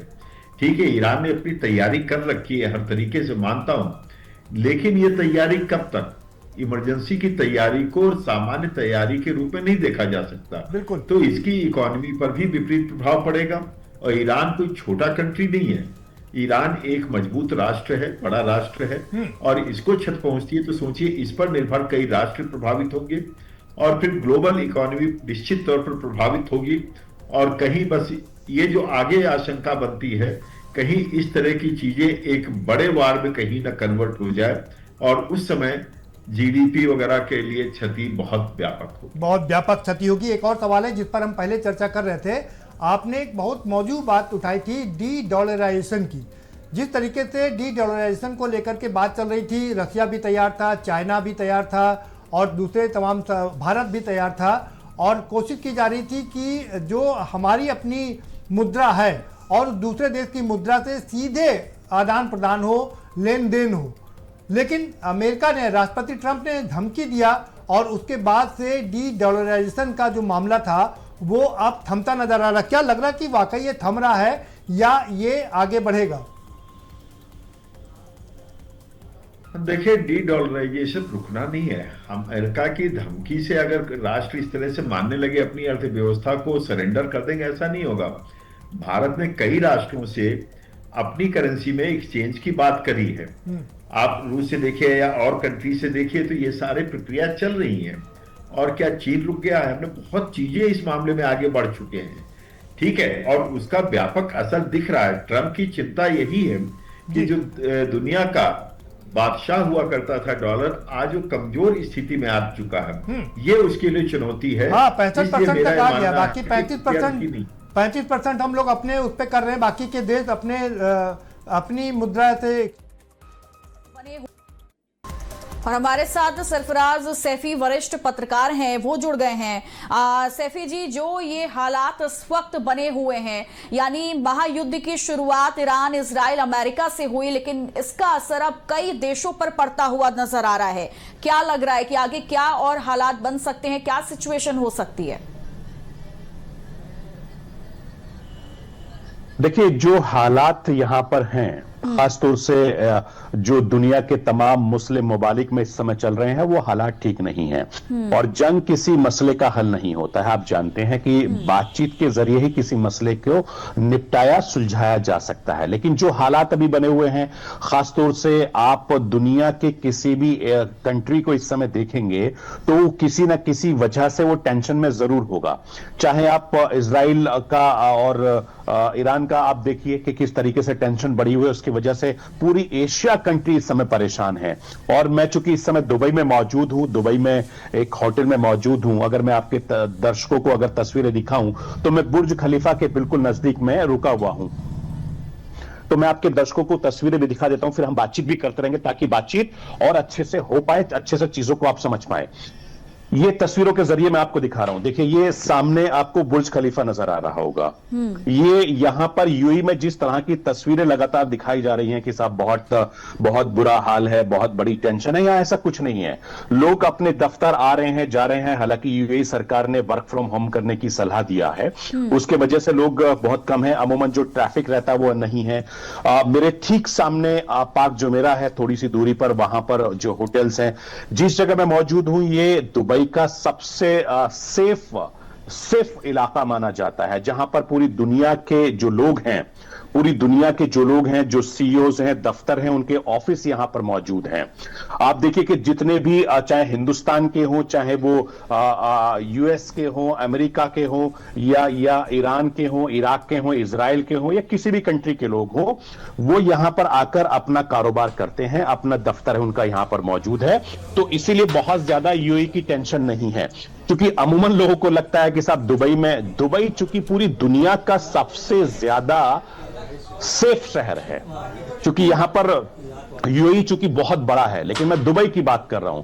दुबई बिल्कुल सबसे सेफ शहर है, और सेफ शहर होने के नाते यहां किसी तरह की लोगों को टेंशन नहीं है, सिवाय एयरपोर्ट बंद के नाते। लोग अपने परिवार के साथ मिल रहे हैं, लोग अपने परिवारों के साथ घूम रहे हैं, चिल आउट कर रहे हैं, चूंकि टूरिज्म फ्रेंडली ये सिटी है। जो लोग अक्सर आते हैं वो जानते हैं कि भाई अगर हम दुबई में हैं तो बिल्कुल सेफ है, लेकिन जिस तरह का माहौल जो दिखाया जा रहा है वो इस तरह का माहौल यहां पर बिल्कुल नहीं नहीं है, क्योंकि जो धमाका हुआ था वो दुबई से 142 या 45 किलोमीटर दूर आबू धाबी में हुआ था, क्योंकि वहां यूएस बेस है। उसके अलावा जो दुबई से तकरीबन दूर है वो वहां पर एयर बेस है। जितने भी मिसाइल या ड्रोन जा रहे हैं वो इंटरसेप्ट यहां की सरकार कर रही है। तो इस वजह से बहुत ज्यादा यहां टेंशन की बात नहीं। हाँ, इतना जरूर है चूंकि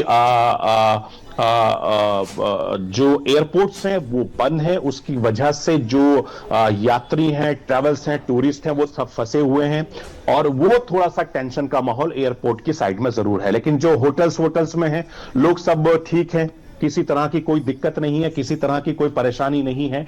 इसीलिए लोग अपने यहां पर आप सुरक्षित अपने आप को महसूस कर रहे हैं, सुरक्षित मान रहे हैं। एक बार फिर से मैं आपके दर्शकों को एक तस्वीर फिर दिखा देना चाहता हूं कि आप तस्वीरें दिखा दीजिए। ये आपके चैनल पर मुझे लगता है कि एक्सक्लूसिव तस्वीरें हैं जो नहीं है।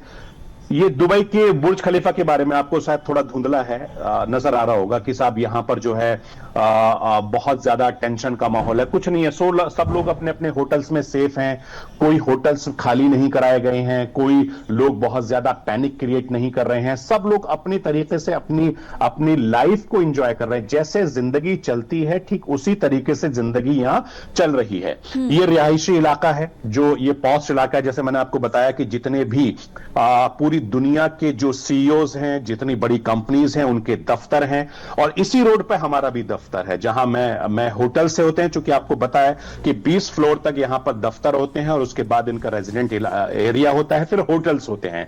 ये हर बिल्डिंग का यहां पर कल्चर है। तो अमूमन इसी रोड पर हमारा दफ्तर भी है, जहां मैं अपने दफ्तर में एक मीटिंग के लिए आया था, लेकिन अनफॉर्चुनेटली मुझे दूसरी कंट्री जाना था, लेकिन वो फ्लाइट्स बंद होने की वजह से मैं भी यहां रुका हूं।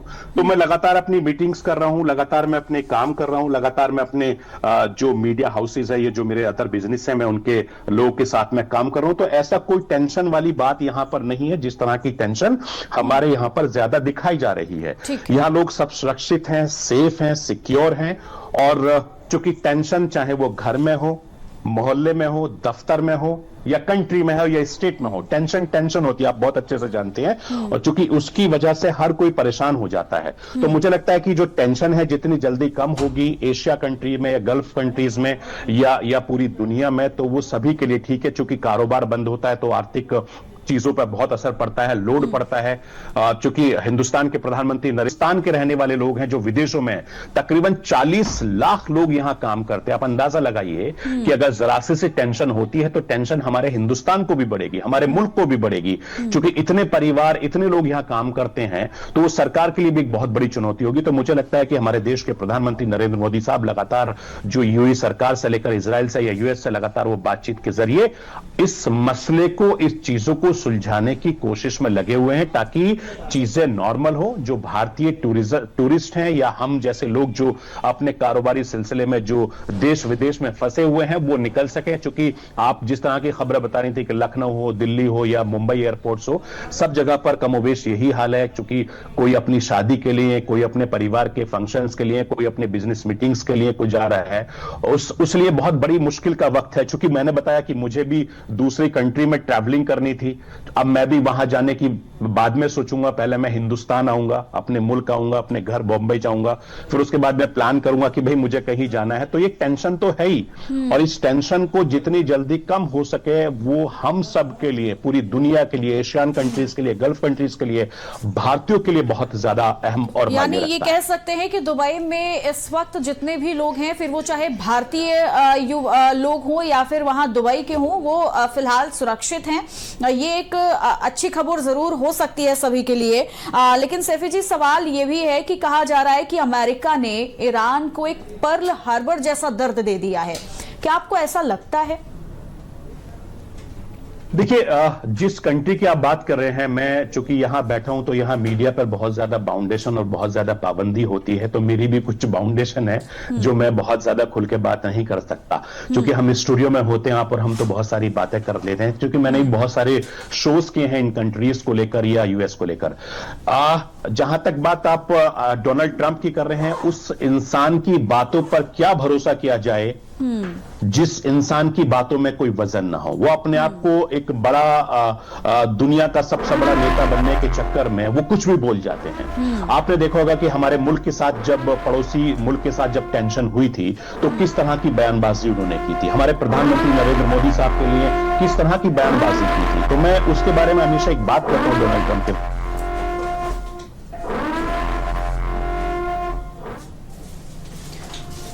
तो नेटवर्क इशू है, हम दोबारा से कनेक्ट करने की कोशिश करेंगे, लेकिन जिन लोगों को ये लग रहा था कि दुबई में जो वहां पर लोग हैं वो शायद सेफ नहीं हैं, लेकिन सरफराज सैफी जो हमारे साथ सीधा दुबई से अभी जुड़े हुए थे, उन्होंने एक्सक्लूसिव तस्वीरें हमें दिखाई हैं दुबई से, जहां पर इस वक्त स्थिति बिल्कुल नॉर्मल है, सामान्य है। लोग अपने दफ्तर जा रहे हैं, ऑफिस जा रहे हैं, कई लोगों को वर्क फ्रॉम होम की इजाजत दे दी गई है, होटल्स में लोग रुके हुए हैं और स्थिति वहां पर बिल्कुल सामान्य है, यानी वहां पर जो लोग हैं वो बिल्कुल सेफ हैं। लेकिन हाँ, ये कह सकते हैं कि जो खाड़ी देश और तमाम इंटरनेशनल फ्लाइट्स जो पहले से बुक की गई थी, टिकट्स बुक की गई थी, उन्हें इस कैंसिल किया जा चुका है, क्योंकि स्थिति जो है वो अभी ईरान, इजराइल तमाम मुस्लिम देश जो है वो वहां पर अभी सामान्य नहीं है।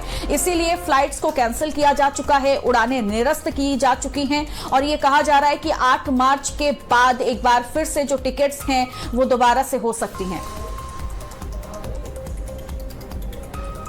तो सरफराज सैफी एक बार फिर से हमारे साथ जुड़ गए हैं। सैफी, अपनी बात आप पूरी कीजिएगा, लेकिन सवाल ये भी है, चूंकि कहा जा रहा है कि इसका असर जो है वो ये महायुद्ध की शुरुआत ईरान, इजराइल, अमेरिका से हुई, लेकिन इसका असर जो है वो भारत में भी बहुत देखने को मिल सकता है।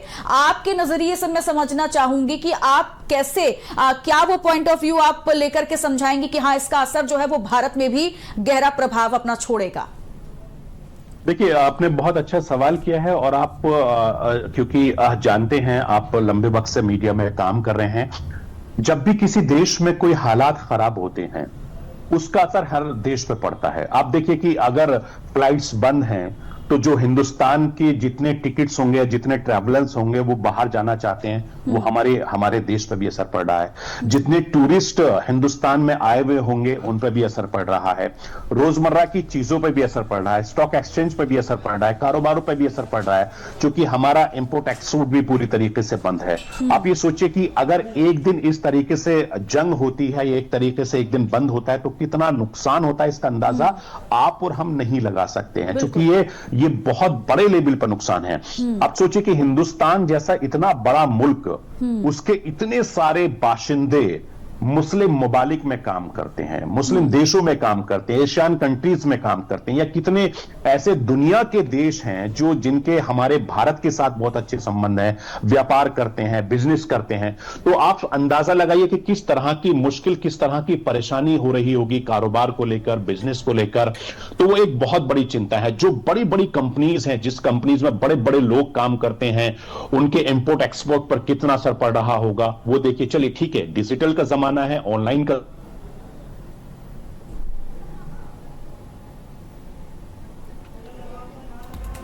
तो एक बार फिर से हमारा कनेक्शन जो है वो टूट गया है, दोबारा से हम कनेक्ट करेंगे।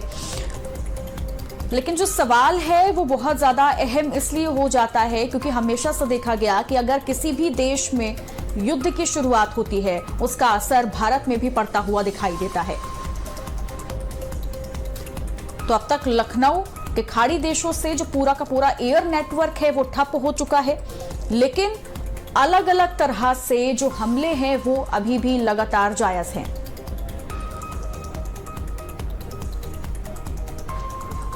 और एक बार फिर से सरफराज सैफी हमारे साथ जुड़ गए हैं। सरफराज, आप अपनी बात पूरी कीजिएगा, आप जो कह रहे थे। मैं लगातार तमाम जो हमारे मीडिया के साथी दोस्त अलग अलग चैनल्स में हैं तो वो लगातार आपकी तरह लाइव कर रहे हैं, तो इसलिए शायद थोड़ी सी आपको नेटवर्क की दिक्कत हो रही है। बहरहाल अगर किसी भी देश में, देखिए, अगर आप इस तरह से समझिए, अगर आपके हमारे घर में अगर कोई थोड़ी सी भी टेंशन होती है तो पूरा घर परेशान होता है, अगर आपके हमारे दफ्तर में थोड़ी सी भी टेंशन होती है तो पूरा दफ्तर दुखी हो जाता है। इसी तरीके से ये मुल्क हैं। आप सोचिए कि इतने बड़े बड़े मुल्क या इतने छोटे मुल्क जहां पर जिस तरह की दिक्कत हो रही है, जिस तरह की परेशानी हो रही है, हैं, वहां पर उनको कितनी बड़ी चुनौतियों का सामना करना पड़ा होगा। क्योंकि हिंदुस्तान के प्राइम मिनिस्टर नरेंद्र मोदी के साथ सबके बहुत अच्छे रिश्ते हैं, सबके बहुत अच्छे लिंक हैं, ये हम और आप लोग बहुत अच्छे तरीके से जानते हैं। और वो जानते हैं कि अपने रिश्तों को किस तरीके से निभाया जाए। वो चूंकि यूएई सरकार से भी बातचीत कर रहे हैं, वो इजराइल से भी बातचीत कर रहे हैं, वो ट्रंप के यहां भी बातचीत कर रहे होंगे या दूसरे और देशों में भी बात कर रहे होंगे। आपने देखा होगा कि जब यूक्रेन के बीच में जंग छिड़ा था तो आप प्रधानमंत्री नरेंद्र मोदी साहब वहां पहुंच गए थे बातचीत को निकालने के लिए कि बातचीत किस तरीके से दोनों के बीच में सुलह हो। छोटा सा देश यूक्रेन, मुझे याद है आज भी कि मैं उस समय स्टूडियो में मौजूद था जब वो खबर आई थी कि रूस के साथ यूक्रेन का जंग शुरू हो गई है। और जंग ये था कि भाई 24 घंटे में खत्म हो जाएगी, अगले 72 घंटे में यूक्रेन खत्म हो जाएगा। 4 साल हो गए। सोचिए, 4 साल से इतना बड़ा मुल्क एक छोटे से मुल्क को काबू में नहीं कर पा रहा। तो जंग किसी मसले का हल नहीं है। आपको टेबल पर आकर बातचीत करनी पड़ेगी, आपको टेबल पर मसले को सुलझाना पड़ेगा। क्योंकि इतनी बड़ी तादाद में जंग होना, इतनी बड़ी तादाद में नुकसान होना तो वो हर मुल्क का होता है। और जब जंग होती है या टेंशन होता है तो उससे नुकसान हर किसी का होता है। तो मैंने एक एग्जांपल आपको दिया कि आप सोचिए कि यूक्रेन जैसे छोटे से देश को कंट्रोल नहीं कर पाए तो बाकी तो बहुत बड़े देश है, तो कैसे कंट्रोल होगा। लेकिन नुकसान आर्थिक तौर पर तमाम तरह से होगी, फिर मदद ली जाएगी। अब हमारे हिंदुस्तान को ही देख लीजिए, हिंदुस्तान और पाकिस्तान के बीच में जो ऑपरेशन सिंदूर चला, किस तरह की टेंशन का माहौल था, क्या हुआ था, कितना नुकसान हुआ था और फायदा क्या हुआ, कुछ भी नहीं। तो इसी तरीके से मुझे लगता है कि डोनाल्ड ट्रंप जैसा नेता वो पूरी दुनिया को गुमराह करने में लगा हुआ है। और इसीलिए उनकी बातों पर भरोसा करना ठीक नहीं। जैसे मैंने शुरू में कहा था कि ट्रंप ने हमारे हिंदुस्तान के साथ कितने अच्छे रिश्ते हैं, प्राइम मिनिस्टर नरेंद्र मोदी के साथ उनकी बहुत अच्छी दोस्ती है। मोदी साहब ने उनके लिए कितना बड़ा हाउडी मोडी प्रोग्राम किया, जब वो नमस्ते लंदन वो गए तो नमस्ते मोदी किया गया, सब कुछ किया गया। लेकिन उसके बाद उन्होंने किस तरह के बयान दिए, किस तरह की बातें उन्होंने कही हमारे मुल्क के प्रधानमंत्री के बारे में, हमारे मुल्क के बारे में, तो आप उसको सीरियसली नहीं ले सकते हैं। और इसलिए नहीं ले सकते आप चूंकि अब वो पूरी दुनिया पर एक अपने आप को दिखाना चाहता है कि साहब मेरा रौब है। अब वो रौब कितना है वो आपको दिख रहा है। और इस बीच एक बड़ी जानकारी आपको दे दें, जहां सऊदी अरब के ऑयल इंफ्रास्ट्रक्चर पर हमले किए गए हैं। सऊदी अरब के रास टेन्योरा में ईरान का हमला देखने को मिला है। ये बड़ी खबर आपको बता दें, जहां ARAMCO ऑयल रिफाइनरी पर हमला किया गया है और ईरान ने सऊदी अरब के ऑयल इंफ्रास्ट्रक्चर पर भी अब हमला कर दिया है। सऊदी अरब के रास टेन्योरा में ईरान ने हमला किया है। तो लगातार ये हमले जो हैं वो बढ़ते जा रहे हैं, अलग अलग जगहों पर हमले किए जा रहे हैं। इजराइल अमेरिका मिलकर ईरान पर हमला कर रहा है, तो ईरान भी अब देखिए तमाम जगहों पर जो हमले हैं उसकी तादाद को और बढ़ाता हुआ नजर आ रहा है। और अब रास टेन्योरा में ईरान की ओर से हमला किया गया है।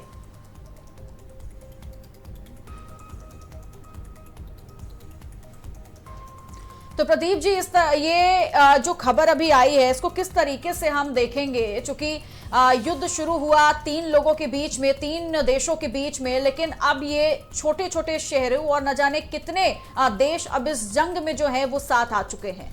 बिल्कुल, देखिए एक बड़ी बात है और जिस तरीके से इसका दायरा बढ़ रहा है ये वाकई परेशान करने वाली बात है, हम कह सकते हैं। लेकिन इस बीच कुछ और खबर है जो हम अपने दर्शकों तक पहुंचा दें।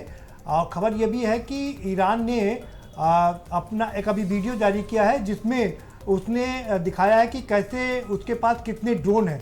हज़ारों की तादाद में उसके पास ड्रोन है और उसका वीडियो, और वो बंकर में है, ऐसी जगह छुपे हुए हैं जहां तक कोई पहुंच नहीं पाया है। और वो वीडियो उसने जारी करके दिखाया है कि वो कुछ भी कर सकता है।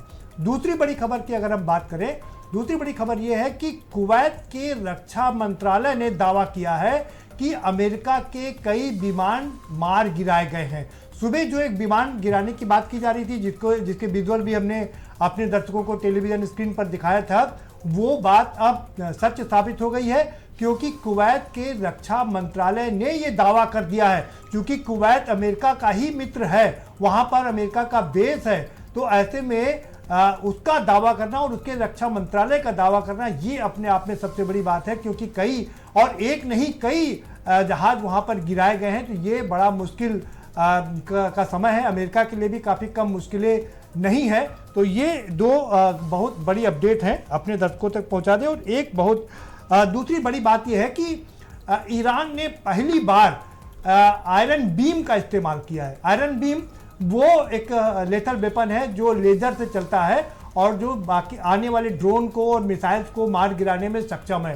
तो क्या ये यही वही ये लेथल वेपन है जिसका कल ईरान जिक्र कर रहा था? ये देखना काफ़ी दिलचस्प होगा। तो ये बहुत बड़ी खबर है जो आपने अभी बताई कि इसका दायरा बढ़ता जा रहा है और जैसे जैसे इसका दायरा बढ़ेगा आर्थिक रूप से मुश्किलात पेश आएंगी और दूसरा तरीके से भी काफी समस्याएं पेश आएंगी। बिल्कुल, फिलहाल देखना होगा कि आगे ये जंग और कौन से नए पैमाने पर जाकर खड़ी होती हुई नजर आएगी। फिलहाल इस वैश्विक महायुद्ध पर आज की खबर की नजर लगातार बनी हुई है। फिलहाल इस बुलेटिन में इतना ही। आप बने रहिए आज की खबर के साथ। नमस्कार।